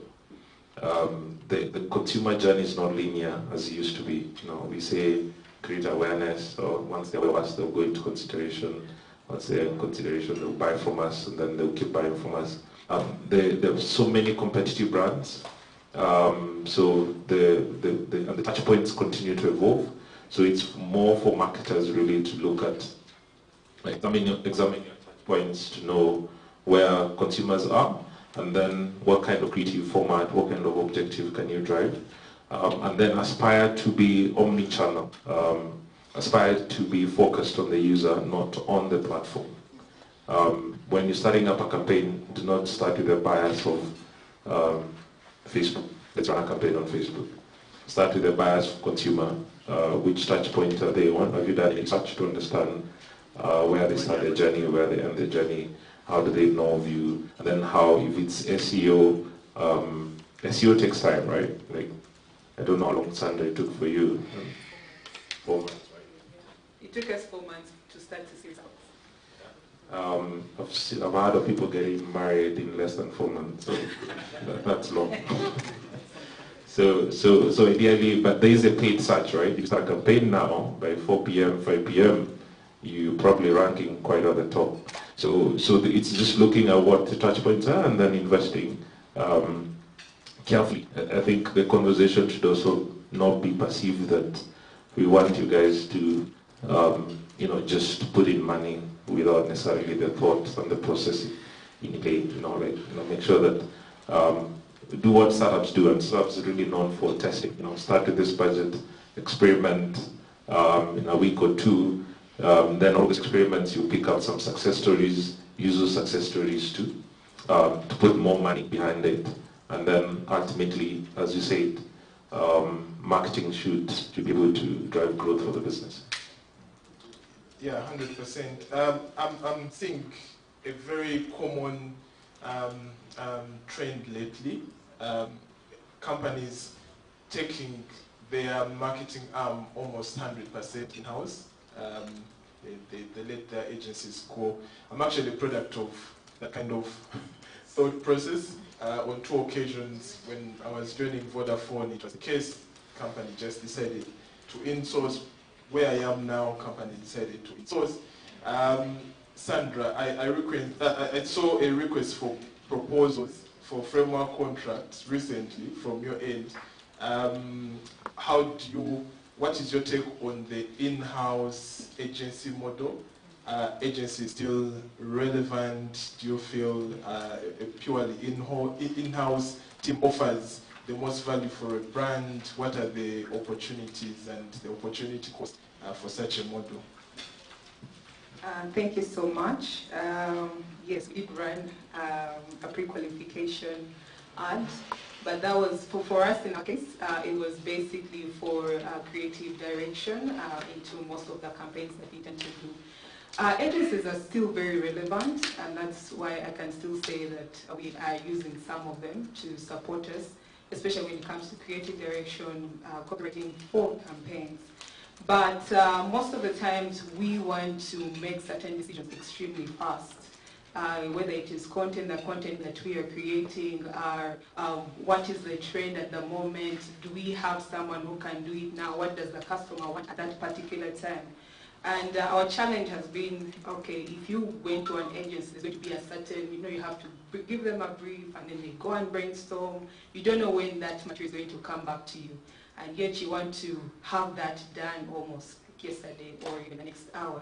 So it's giving us the liberty to control some of the things that we want to control. Also, we can't give out so much information, and we just want to keep the information in-house. So that's why.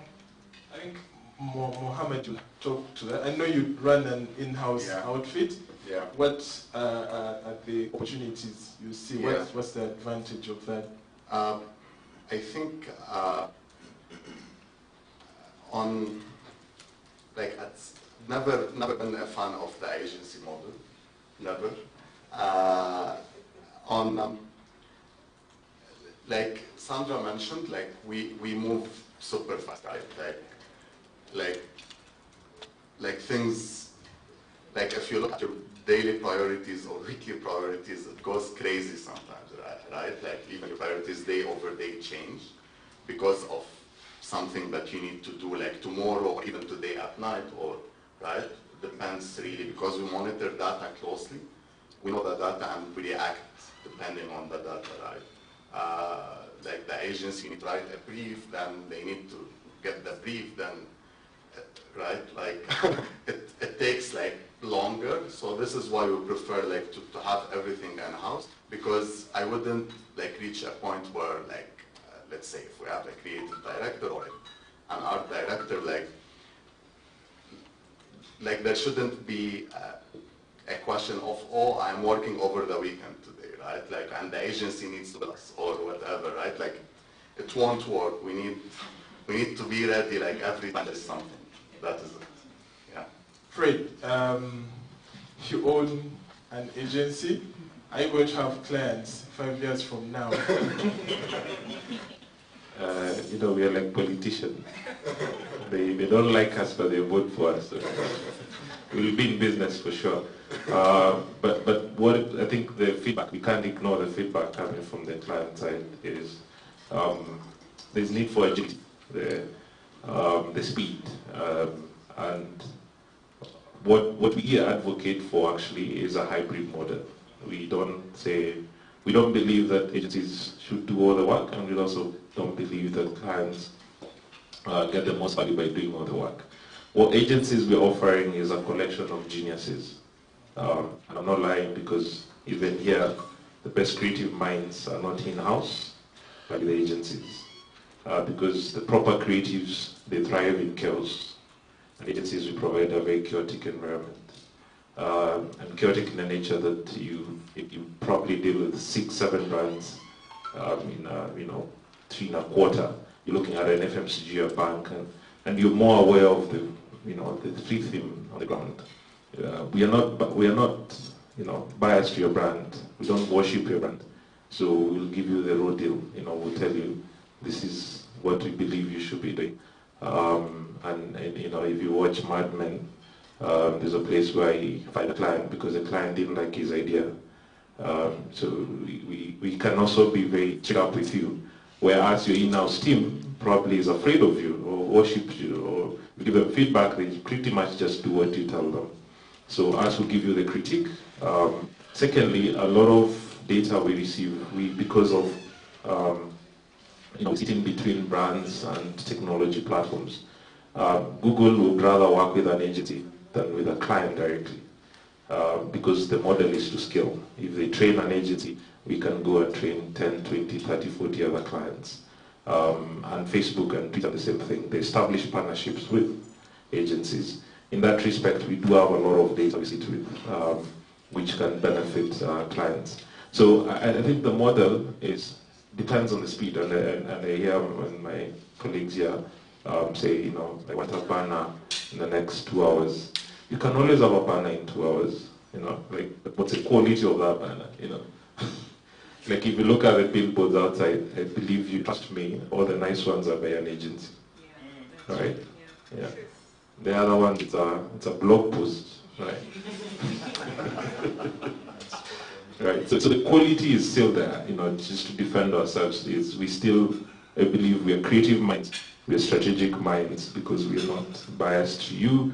We consume so many brands in our lifetime, and we have access to a lot of platforms that allow you, as you talk about attribution, measurement, advertising, where do you go? So it's a hybrid. We are more than happy to work on your Easter campaign, but we let you do your posting on Monday, Man Crush Monday.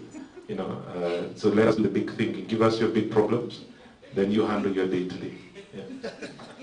Yeah, very, very solid defense.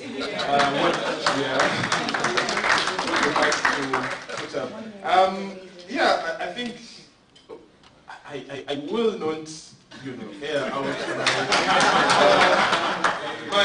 my honest opinion about agencies, because I want to keep my friends. But yeah, I think the ideal way to work is a hybrid model, but we also need to appreciate certain scenarios. Like I feel an in-house team is exposed to a lot of data that ordinarily an agency would never get. Sometimes actually agencies ask for this data and you tell them point blank you're not having it. So maybe because of that, a lack of information sharing, sometimes you're coming up with a new product, you don't want to let them in early because it might leak and all of that. Perhaps you actually make them ineffective on certain things. But yeah, hybrid it is for this debate, but once we are done, we'll explore this further. Can I jump on that? I believe for any relationship to work, you have to embed each other in your businesses. Yeah. If you treat agencies like suppliers, it will not work. I always say, see your agency as your secondary staff. They don't sit in office, but they hear your stuff. So we all have ideas, and when you have a very respectable environment, and of course we are generally relatively new in the market, but what I've seen in the market, especially in Nairobi, we do get a lot of data. Like we even develop products for clients because of the data we have. They will give us access to their CRMs and their DMPs and all these things, and we will we'll protect that data with our lives, you know, as much as we will still pitch to someone else who probably is a competitor. But we do have what is called the Chinese wall. If you're handling this, please do not, you can cut across, because the market ultimately is about respect and professionalism. So I would encourage brands, do not treat agencies as your unwanted child, your black sheep, but embed them, because you're paying them ultimately. And again, remember they are people, right? What differentiates them from your employees? Your employees can still leak. You know, if it's a culture of leaking is there, it will still happen with your employees, with the most senior people. But if you, I believe, the trust and the embedding, you will see success. And make sure that you work with them on a long-term plan. Don't just feed them, oh, it's this for me. You know, let's talk next month when you have another project. But try to really build, then you'll see value. Yeah. Yeah, quite a solid argument. We'll come to the audience. Guys, if you're online, feel free to post your question or comment in the chat. The audience that's here with us, you know, will get to a point where you can air out your views as well. Thank you for sticking around with us. Influencer marketing, another area I choose to hold my opinion about. I have so many biases, but I've also realized that the companies that I work for, both, you know, conventional 8 to 5 and consultancy, are moving heavily towards influencer marketing. Some are paying huge sums of money. I consult for cheaper cash. Boy is an influencer, fairly big African brands are influencers. So there is something there. I know at one point, Mohammed, yeah, that mic should come to you. You manned one of the biggest, or you made it seem, I don't know what it was, one of the biggest armies of influencers in the country. How was it for you? How were you able to attribute growth to the business coming from that channel? I got an insight that when Chipper signed Burna Boy, I think they got around 1 million registrations on the first week. 1 million. So when you look at the value, that probably Burna Boy is bigger than Chipper in a way, right? Like, in a way, when you think about it, now it's bigger than Chipper. So there is so much value that these guys are adding. Anyways, how we're approaching it for Safe Border, it's more into, now it's no longer about, oh, you're an influencer, you're influencing on all channels. Right? We're thinking about who are the best guys on Instagram stories, who are the best guys on Snapchat, TikTok, right? Who can even give us value on WhatsApp status, right?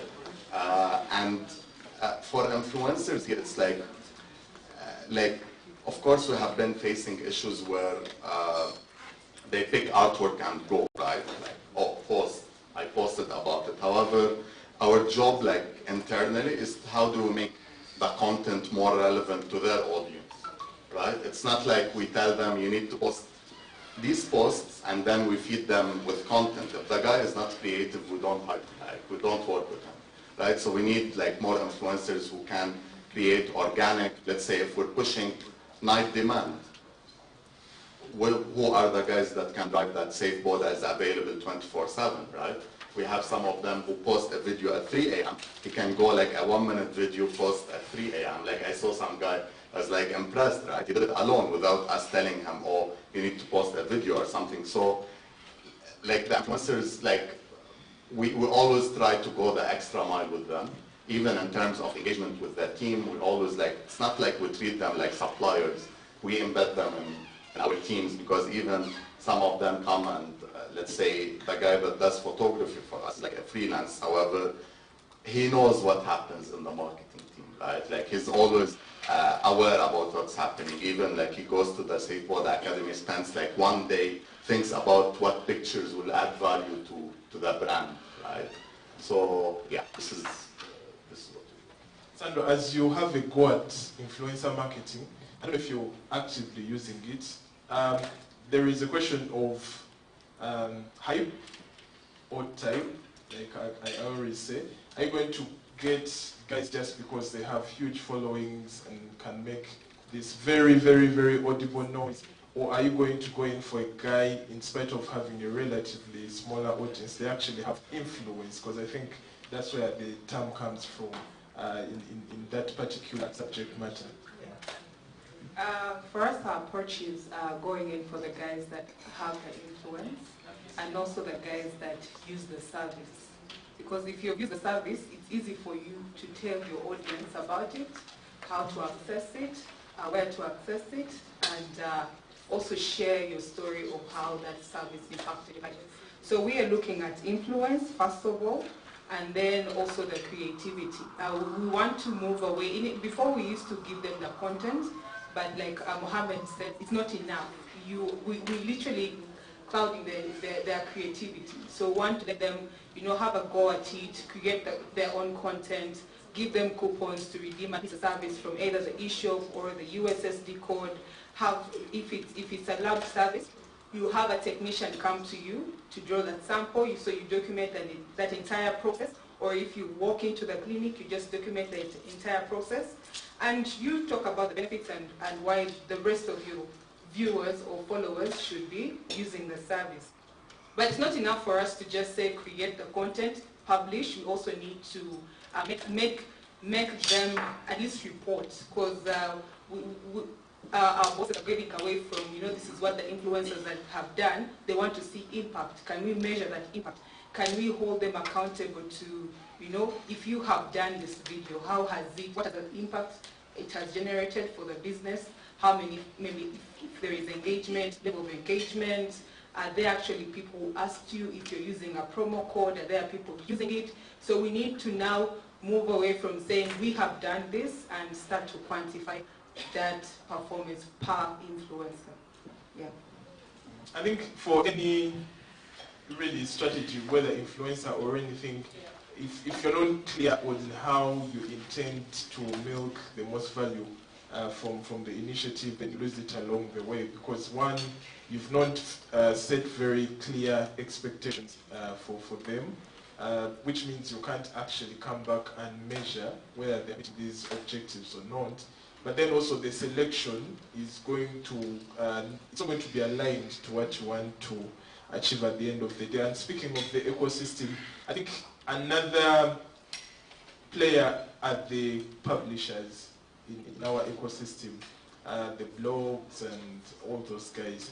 How best can a brand work with these guys? Because banners have since ceased being relevant for many brands.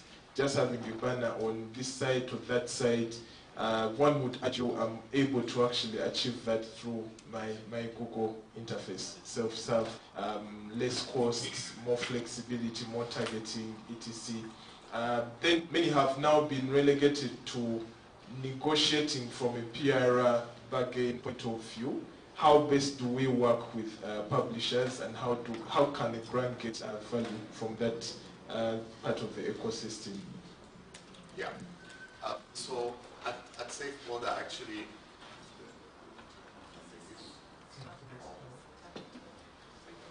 yeah.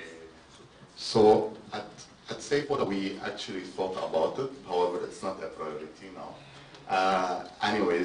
We thought about having a content partnership with the media house, right, in terms of content. Like now, let's say if we need to drive, it's more of a PR angle, but we need to highlight how strong is the community of safe borders, how strong is the community of agents, customers, right? So at a certain point, you'll see us having like a content partnership with a certain blog, where you would see, let's say, by whoever is the writer and then sponsored by Safe Water in a way, right? So this is how we're thinking about it. Yeah. Sandra? We haven't fully explored it. We've only done that with the media. But then still for me it drives to where our customers actually, does that person or the blog or the blogger have influence? Can they help us reach out to our target audience? Still, can they use the experience that they have had with Rocket Health? Can they document it and then just give very organic information actually that they have experienced? So that is our approach. We haven't fully gotten into it. It's just mainly with the media. Yeah, I think what I've also seen work is, because you see backlinks, SEO presence is a gift that keeps giving. Yeah, if you can find a way of creating evergreen content and having these publishers put it out there, it's something that will keep delivering value for your brand. Sandra, even if you had this huge budget to push into paid ads, as Rocket Health, you have so many restrictions. You wouldn't really push paid campaigns on so many platforms, which means that you are more qualified than all of us on this channel to advise if a company or a marketing manager, CMO didn't have that big a budget. What are those low-hanging fruits for them to still deliver value organically in this case for their brand? Because I think it's what you essentially do to try and push the brand out there. For us, our approach has been content. Give the customers as much content that they can possibly use. It doesn't matter whether they're going to come back in the next week or next week, but at the moment where they feel they're going to need that service, they should have you top of mind to know, okay, these guys have been giving me this information about my health, so I am very, I'm actually going to be more inclined to use that more. I would want to use the service because of the value that they're giving me, the extra value. And if it's not just content alone, but also SMS, how can we continue to engage them via SMS? We are collecting so many contacts, and many of us are just keeping them. We are not actually using them. So getting them onto an SMS campaign and just to constantly give them information about your service so that they can fully know, and when they're ready to purchase, they can have you to serve them. Okay. Personalization, very, very important. We pride ourselves in knowing our customers end to end as digital practitioners, and yet the brands that we work for still communicate to all customers and as one mass. Mohammed, you do a really good job on the personalization front, and I will request you to speak about personalization and how a brand can create an experience that is more intimate with their audiences as opposed to just doing a mass market kind of approach online as well. Yeah. I will have to think about it. Yeah, it's always work in progress, right? Like it's not like what will work for SafeWorld that will work for other brands. So can't really give concrete examples of because I don't want it to look like, oh, it will work out in some other company, right? But at SafeWorld we have a team that is exposed, at least, right? That is exposed towards, it's always like following the trends, knowing what's happening in the market, right? Always like online and offline in a way. We know, like, we pick insights from the market and then we feed it into our content. Fred, anything on personalization?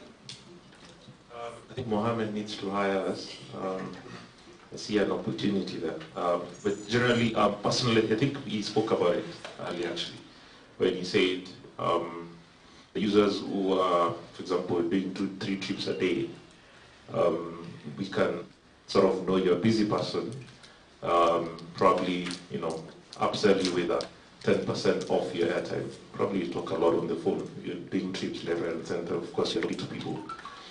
So that's personalization, right? Like looking at use cases and then personalizing an experience that then resonates with them. If I have a bank, one of the largest bank, I opened an account when we were in university, and they had these fancy cards, the Visa cards. They were colorful. They were almost like an Ankara. And a lot of that generation of us really signed up for that account just because and they were these musicians, and we all loved it. However, when we all left university, we all dumped that account and dumped that card because the business did not move with us. And what happens is, if they had timed it well, because you're in university for 4 or 5 years, right? If they had timed it well with your first job and given you something that resonates with your career at that point, then probably I would have stuck with it and then moved on to the next. And the same thing, because our ambitions evolve. In university, ambition is what? Right? Just finish school, probably meet your love of your life. Then you start career, and then your ambition is maybe different. You want to buy a car now. You want to wear proper Adidas, not the fake ones, the Nikes. So you want more money, and sometimes banks, the way they see themselves is more transactional as opposed to goals. And I always say that we go to the bank because we have goals. We want to bank our money with you because we have certain goals, to own a house, to buy a car, take our kids to the best school. Banks should enable that, and you can only enable this by, for example, having a lot of data and leveraging the data you have. And again, as I said, back to the performance bit, leverage your data to personalize experiences. Try to do one-to-one advertising as opposed to one-to-many. Then you will see the value of personalization.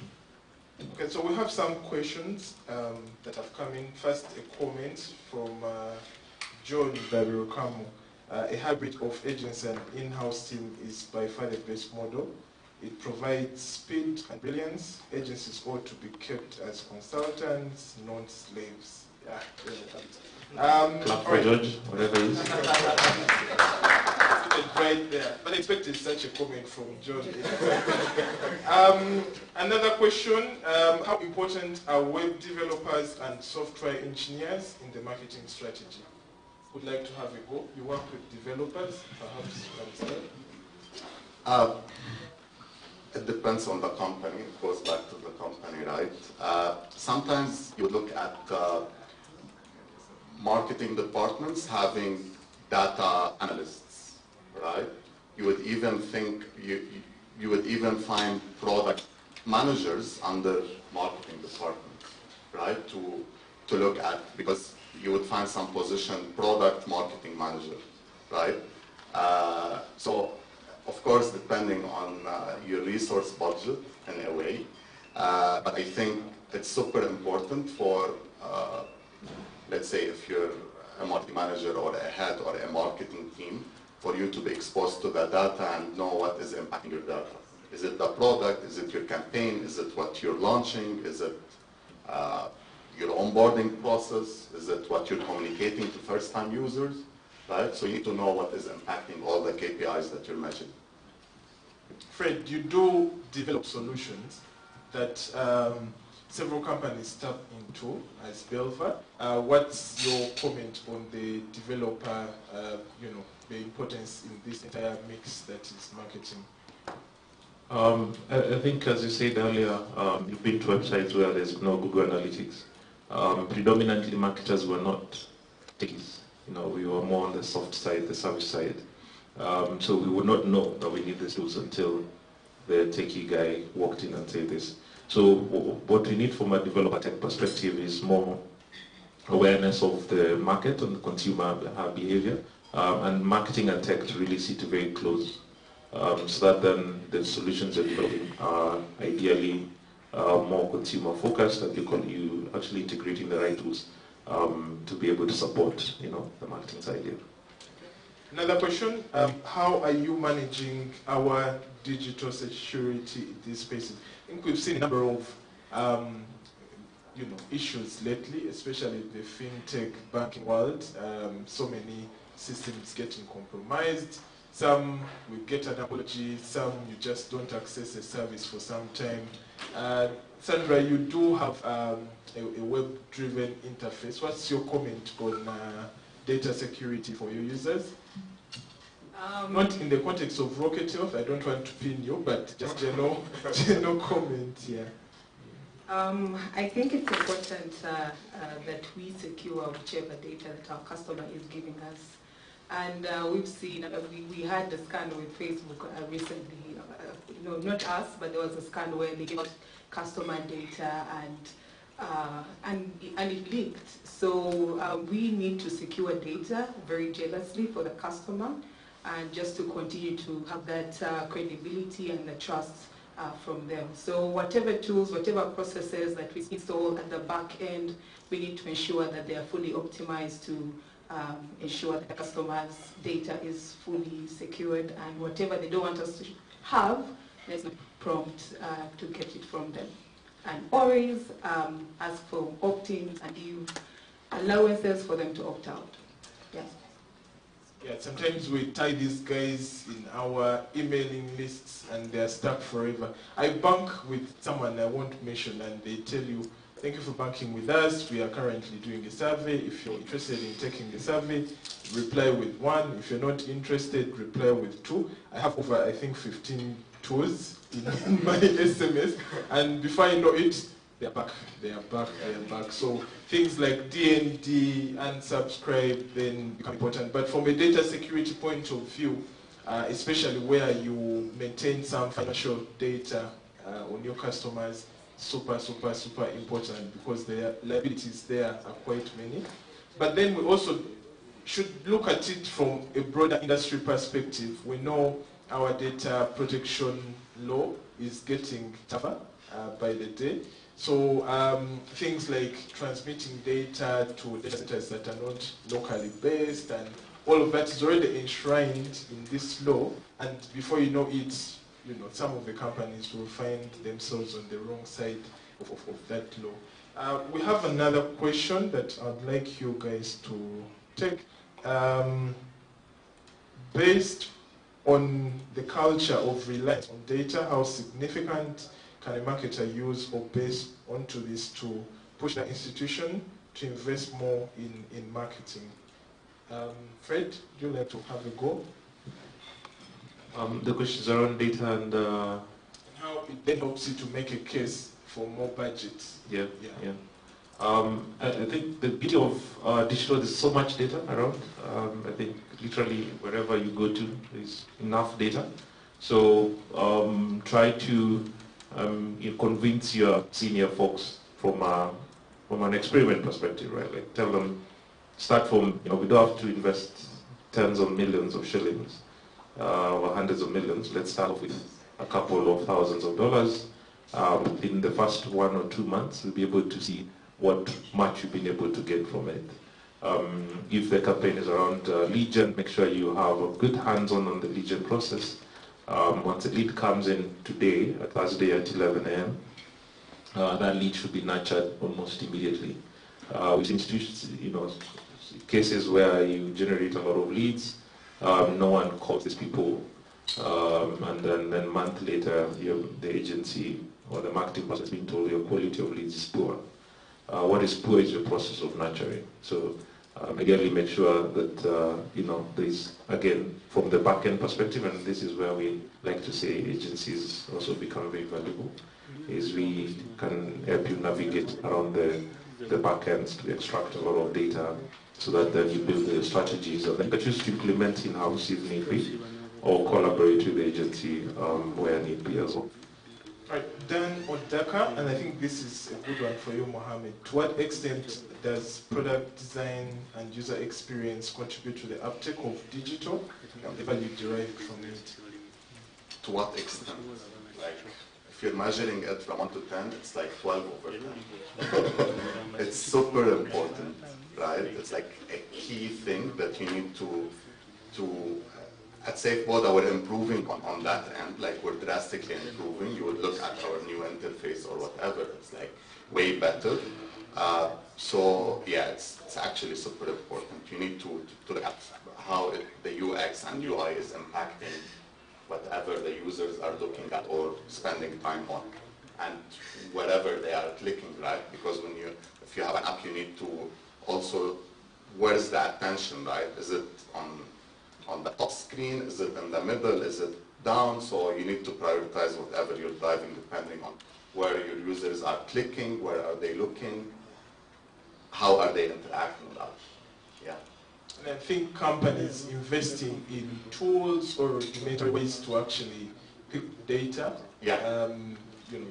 Yeah. Heat maps, and sure, focus groups. Definitely, you'll even, like, if you have, let's say, a new app or a new version of your app or a new feature, you can launch it on a small cohort, see how do they interact, and then you scale it to all the users, right?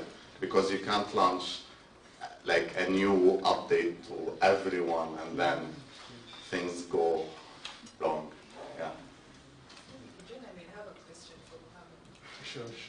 Because we've seen with the SafeBoda app, there are quite a number of developments that you've added, a number of features that you've added into the app. And many of them require us to have an integrator. And with an integrator, there are usually lots of costs that are involved. How are you ensuring that they're limited? How are you making it very cost effective for the customer? Because if I'm moving from mobile money to your account, I'm going to be charged. If I'm moving from your account maybe to Airtel or MTN or airtime, so how are you handling that? So if you're talking about the charges that of depositing money, right? You're talking about the charges of depositing money. Yeah, transferring from. Maybe one feature from maybe the SafeBoda wallet to airtime. Okay, cool. So in terms of transferring from mobile money or depositing to the SafeBoda app, it's on Airtel, it's free of charge. On MTN, there are like minimal charges.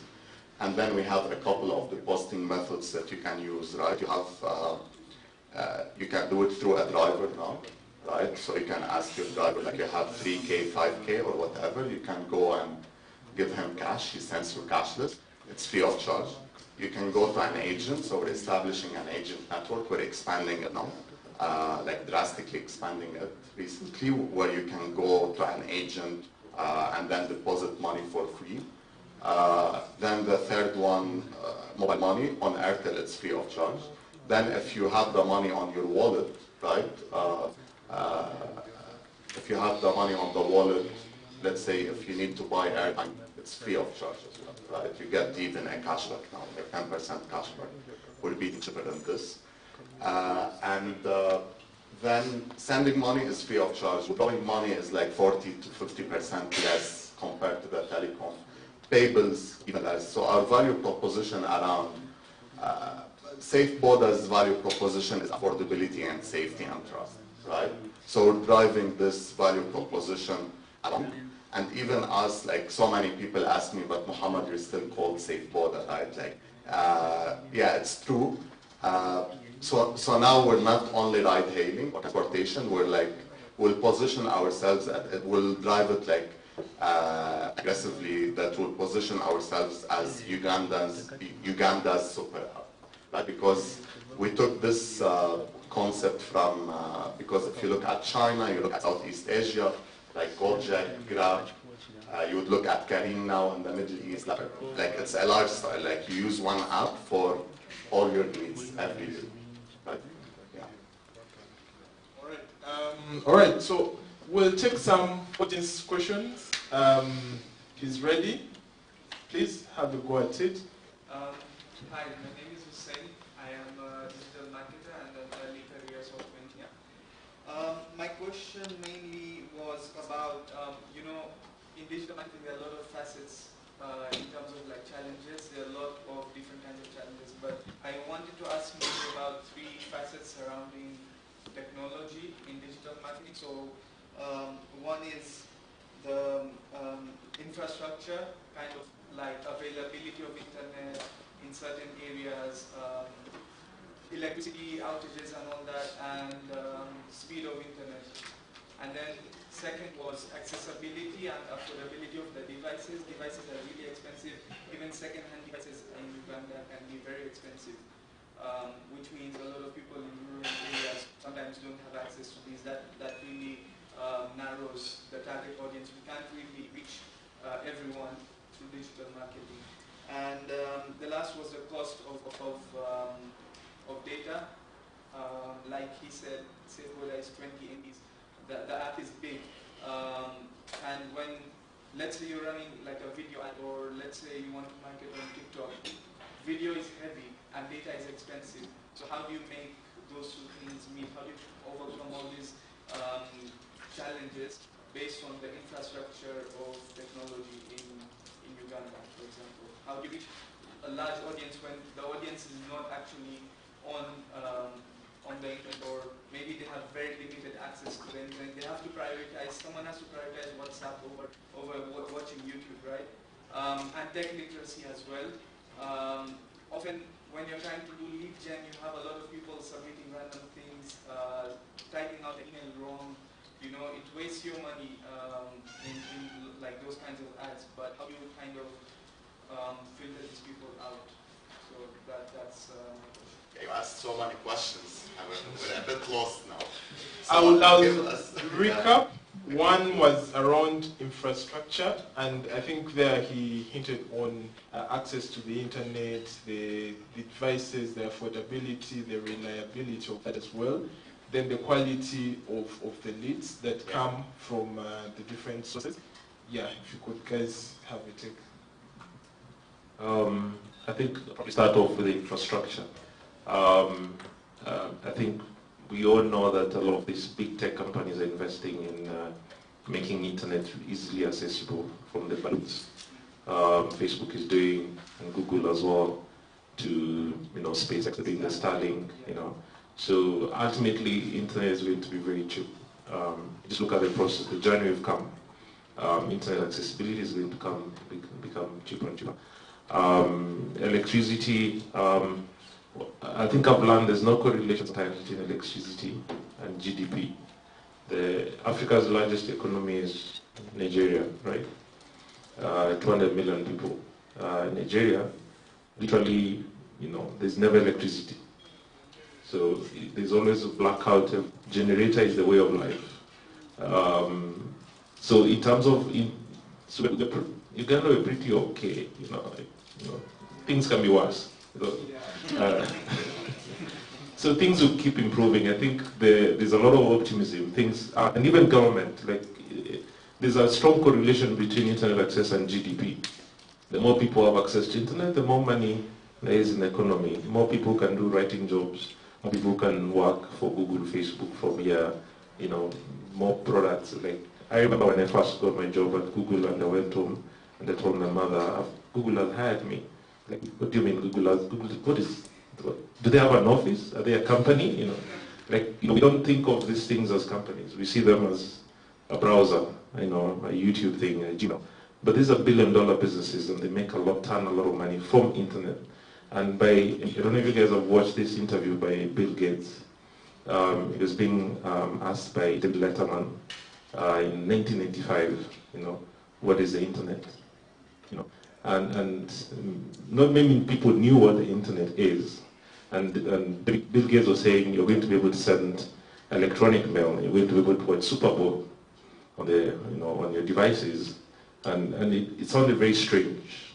But this is 95 years old. All of, pretty much, probably 80% of us here were born, right? Probably 90. So the evolution, if you look at our evolution in about less than 30 years, our internet has evolved. And now we're not even asking what the internet is, we're asking what the metaverse is, So I think in terms of infrastructure, access, those are things that are going to happen and evolve very quickly. Africa, 75% of Africa's youth, which means we are going to have more money, and we have the energy to work and the time, which means you have more disposable income for the devices. Which means we are going to be the fastest growing economies in the next 5-10 years, and probably the largest middle class societies. So there's a lot of good things coming. I think it's just for us to be prepared and not get caught up in the present, and sort of just be aware that everything is looking up, and I believe we'll reap from this. And I think also the companies need to explore beyond the internet. Whenever we talk about digital, so many people's minds rush to the internet, and rightly so, because it kind of offers us more flexibility in terms of the experiences that you can create, the content, etc. We do serve public information. 95% of our customers that fund online, 5% service centers. So there is a lot of data to learn from about how our customers use the platforms. And the interesting part is we have the extremes. We have the typical everyday person right up to fairly high income earners in the country. And what we've seen is traditional or less complex as they may seem, channels like USSD have offered us a lot of value. I know so many companies that are getting most of their collections from USSD, most of their registrations from USSD, product subscriptions, etc. We are not any different. So I think companies also need to leverage some other non-internet-based services. People say SMS is dead. When I was still in the telco, I actually concluded it's not dead. It's just because you don't know the right people to send these SMSs to. You just go and hire an SMS company. The way they send out a wedding invitation, SMS is the same way you want to market your products and services. So there is no segmentation, no relevance of your communication to the end user. So you kind of get frustrated, dismiss SMS. Interestingly, even smartphone owners, we've seen, even from the telco side, taking on USSD. I think it's very simple. Sandra, you'll speak to USSD. I saw you launched USSD a few months back and how that is coming for you. But I think for you as well, I would like you to speak to the quality of the leads. I think at the e-commerce people, and especially where one offers cash on delivery, the quality of the orders, the fulfillment, and the costs that can accrue as a result of that entire process being flowed. How do you minimize, the risks there? Thank you for the question. I will start with the USSD. When we started, I think at the beginning of 2021, our priority was to launch a mobile app. And then the internet shutdown happened, and we switched. So we figured that if this actually happens again, most of our customers are going to not be able to access the service, because many of them were off for about 4 days. So we prioritized the USSD, and then we created a menu and added most of the services there. So whether it is getting a consultation, you want to pay using mobile money, or your insurance, or we have a partnership with a project, you can still be able to request for a doctor consultation. Whether it is making an order from the pharmacy or lab, you don't have airtime, you can request for a callback. So we've tried to make it very easy for the customer to reach out regardless of whether they have internet or data, or even whether they have airtime. So if you don't have airtime, you don't even have to worry about it. Besides the USSD, there is a toll-free line, there is WhatsApp, just about anything to make it very, very accessible for you.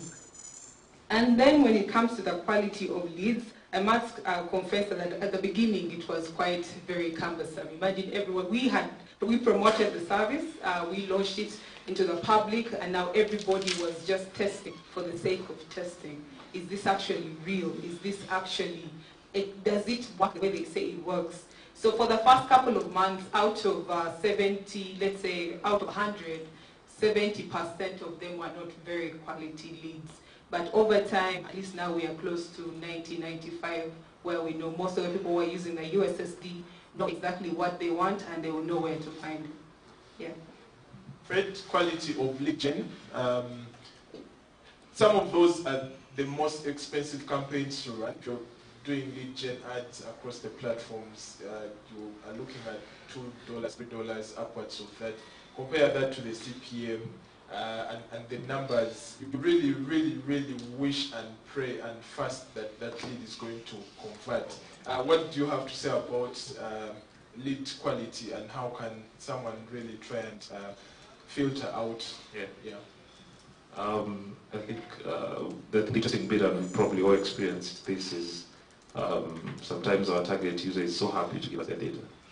You know, they will fill up a form so quickly, you wouldn't believe it. Whereas the rest of the world is saying, we don't want to give you your data. So it's a bit of interesting that we have that enthusiasm to share data. In terms of filtering the quality, I think one is of always, who are we speaking to? So make sure your targeting is very refined. A lot of these platforms allow you to exclude your audiences. So a lot of us don't use that. You know, we don't. So if you want to target certain users, you can actually say exclude anyone above 40 or under 18, whatever you're selling. Or exclude people with a feature phone, exclude people on 2G or 3G. So you're trying to really try to refine your targeting as much as possible. Then of course you're creative by telling them. Sometimes we want to assume people have time, that they'll watch our video. Remember, the attention span is 3 seconds. There's a whole ad on YouTube for 6 seconds. You know, there's the bumper ad. It runs for 6 seconds, and it's actually one of the best performing because it leaves the user with curiosity. So sometimes we communicate. Sometimes all we just need to do is trigger a user to pursue, to go on a journey, a self-journey of awareness and discovery. Today's user doesn't want to be told. They want to assume control. So when you are forcibly driving down your message, you know, do X, Y, Z, you know. You know, have you ever seen a beer ad? There's one right here. It doesn't tell you to drink, you know, of Shell. Shell, they're not telling you fuel here. So the messaging is very important. So don't try to test things out, of course, you know. Try to experiment with what is, because we want users to feel. When user feels something that is resonating with their need, the action. Then lastly, make sure there's filtering mechanism where you're collecting your leads.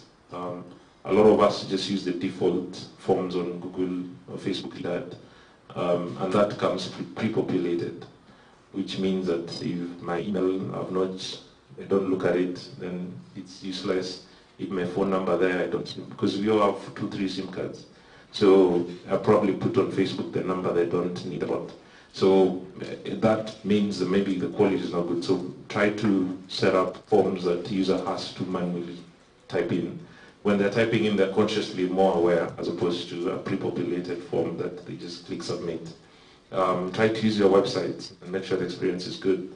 The landing pages, forms on websites are also very important. Because then you have more control of your data as well. Facebook may not be here in 10 years. And I think they're aware, and that's why you've seen what they're doing, right? The evolution. Zuckerberg is not stupid. He knows Facebook may be dead, but Metaverse may be there, and he wants to evolve into a different thing altogether. He doesn't want to be what Yahoo became, or what all these Nokia, as we remember fondly, became. All right, thank you. Any other questions from the audience? Let me check my device. It was International Day the other day. Where are you ladies? The ladies. Where are you?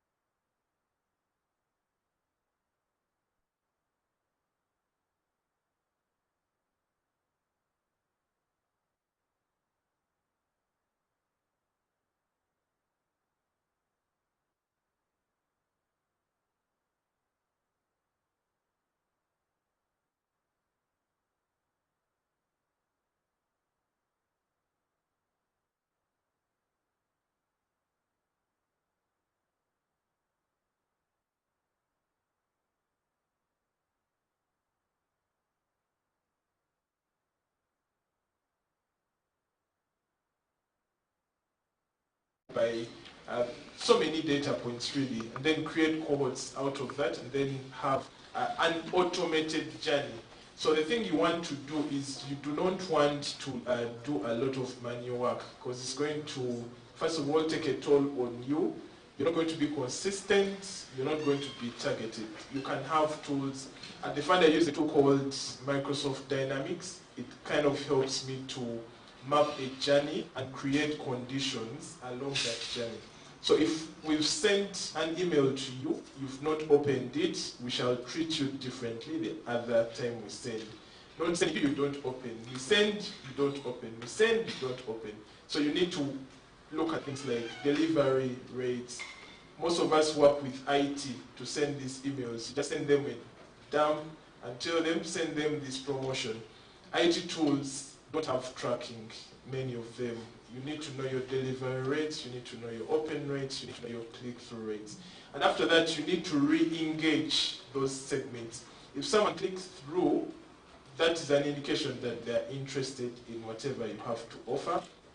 Follow them up and see if they've taken the desired action that you want them to take. If they haven't, that is a person you now take on maybe via SMS, telecalling. It minimizes your SMS costs, minimizes your load to the service center. If you give them a marketing qualified lead by using the data available.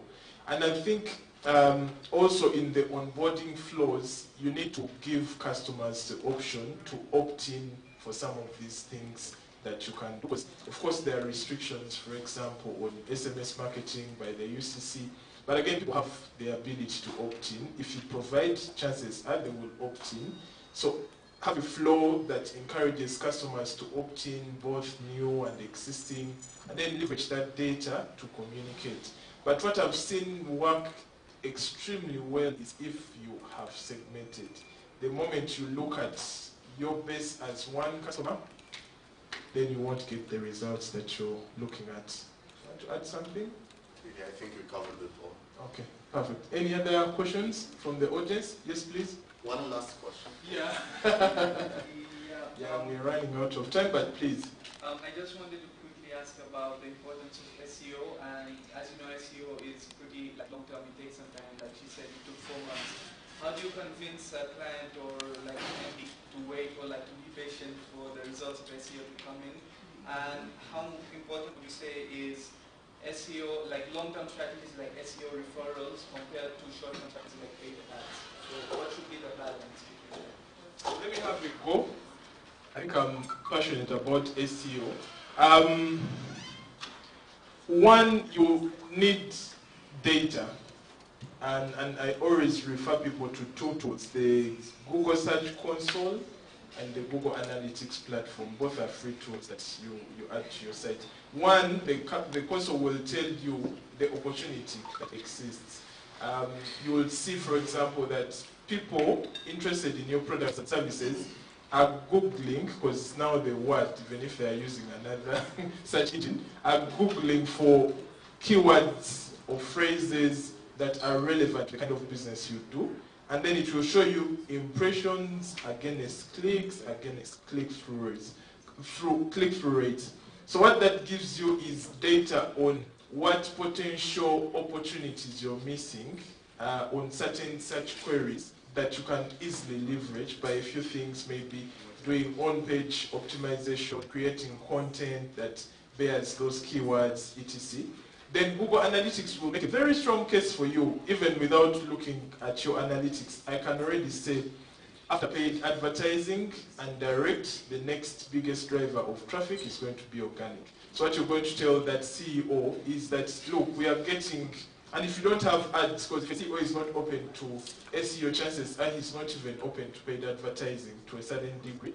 If you're not buying ads, you're going to have direct traffic, SEO being number 2, sometimes even flipped, SEO number 1, direct number 2. So you show them what you are currently getting with the minimal effort or whatever level of effort you're putting in, and tell them this is the opportunity we are missing out on looking at the data from Search Console, and now what you need to do. And SEO, apart from the technical evaluation and planning that goes into it is not something you're going to invest a lot in terms of money. So it's one of the most cost-effective ways of actually driving value. And CEOs want not cheap but affordable ways of driving value. And the most important metric there would be the lifetime value that you get from whatever effort you undertake. It's like investing. Investing is very painful. You set the money aside, buy a bond, go into money markets, etc. Watch your gains, your losses, but at the end of the tunnel, you actually get good results.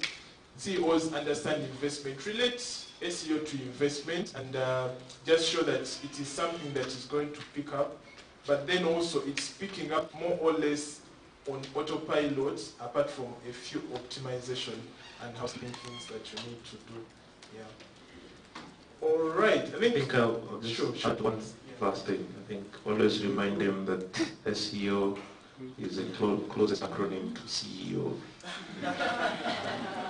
Yeah, and there is also the fact that it's a qualified lead.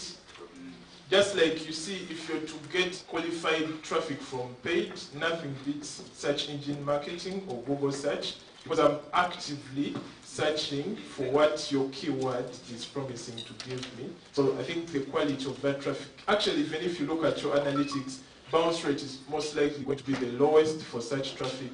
Average time on site is going to be the highest. Page views is going to be the highest because, of course, someone has taken the initiative to seek you out, as opposed to I'm doing my catch-up on Ellen and then your ad pops, bang, and then I have to skip it. Yeah. Right, we've run out of time. Ladies and gentlemen, allow me to thank the panel, Fred, Sandra, Mohammed, and Jackie, who unfortunately had to leave. Thank you very much, guys. And to you, the audience, for listening keenly and participating. Thank you for making the time. I'll hand over to Fred. I think mine is really to thank you to not take your time that we've consumed. I believe that's the right way to say it. Today we really appreciate that you spent time with us, and I believe you've taken a few things home that can help your organizations to thrive. I hope we can mingle and get to know each other more. The room remains available for that. Thank you so much, and have a rest of your day. Have a great day, rest.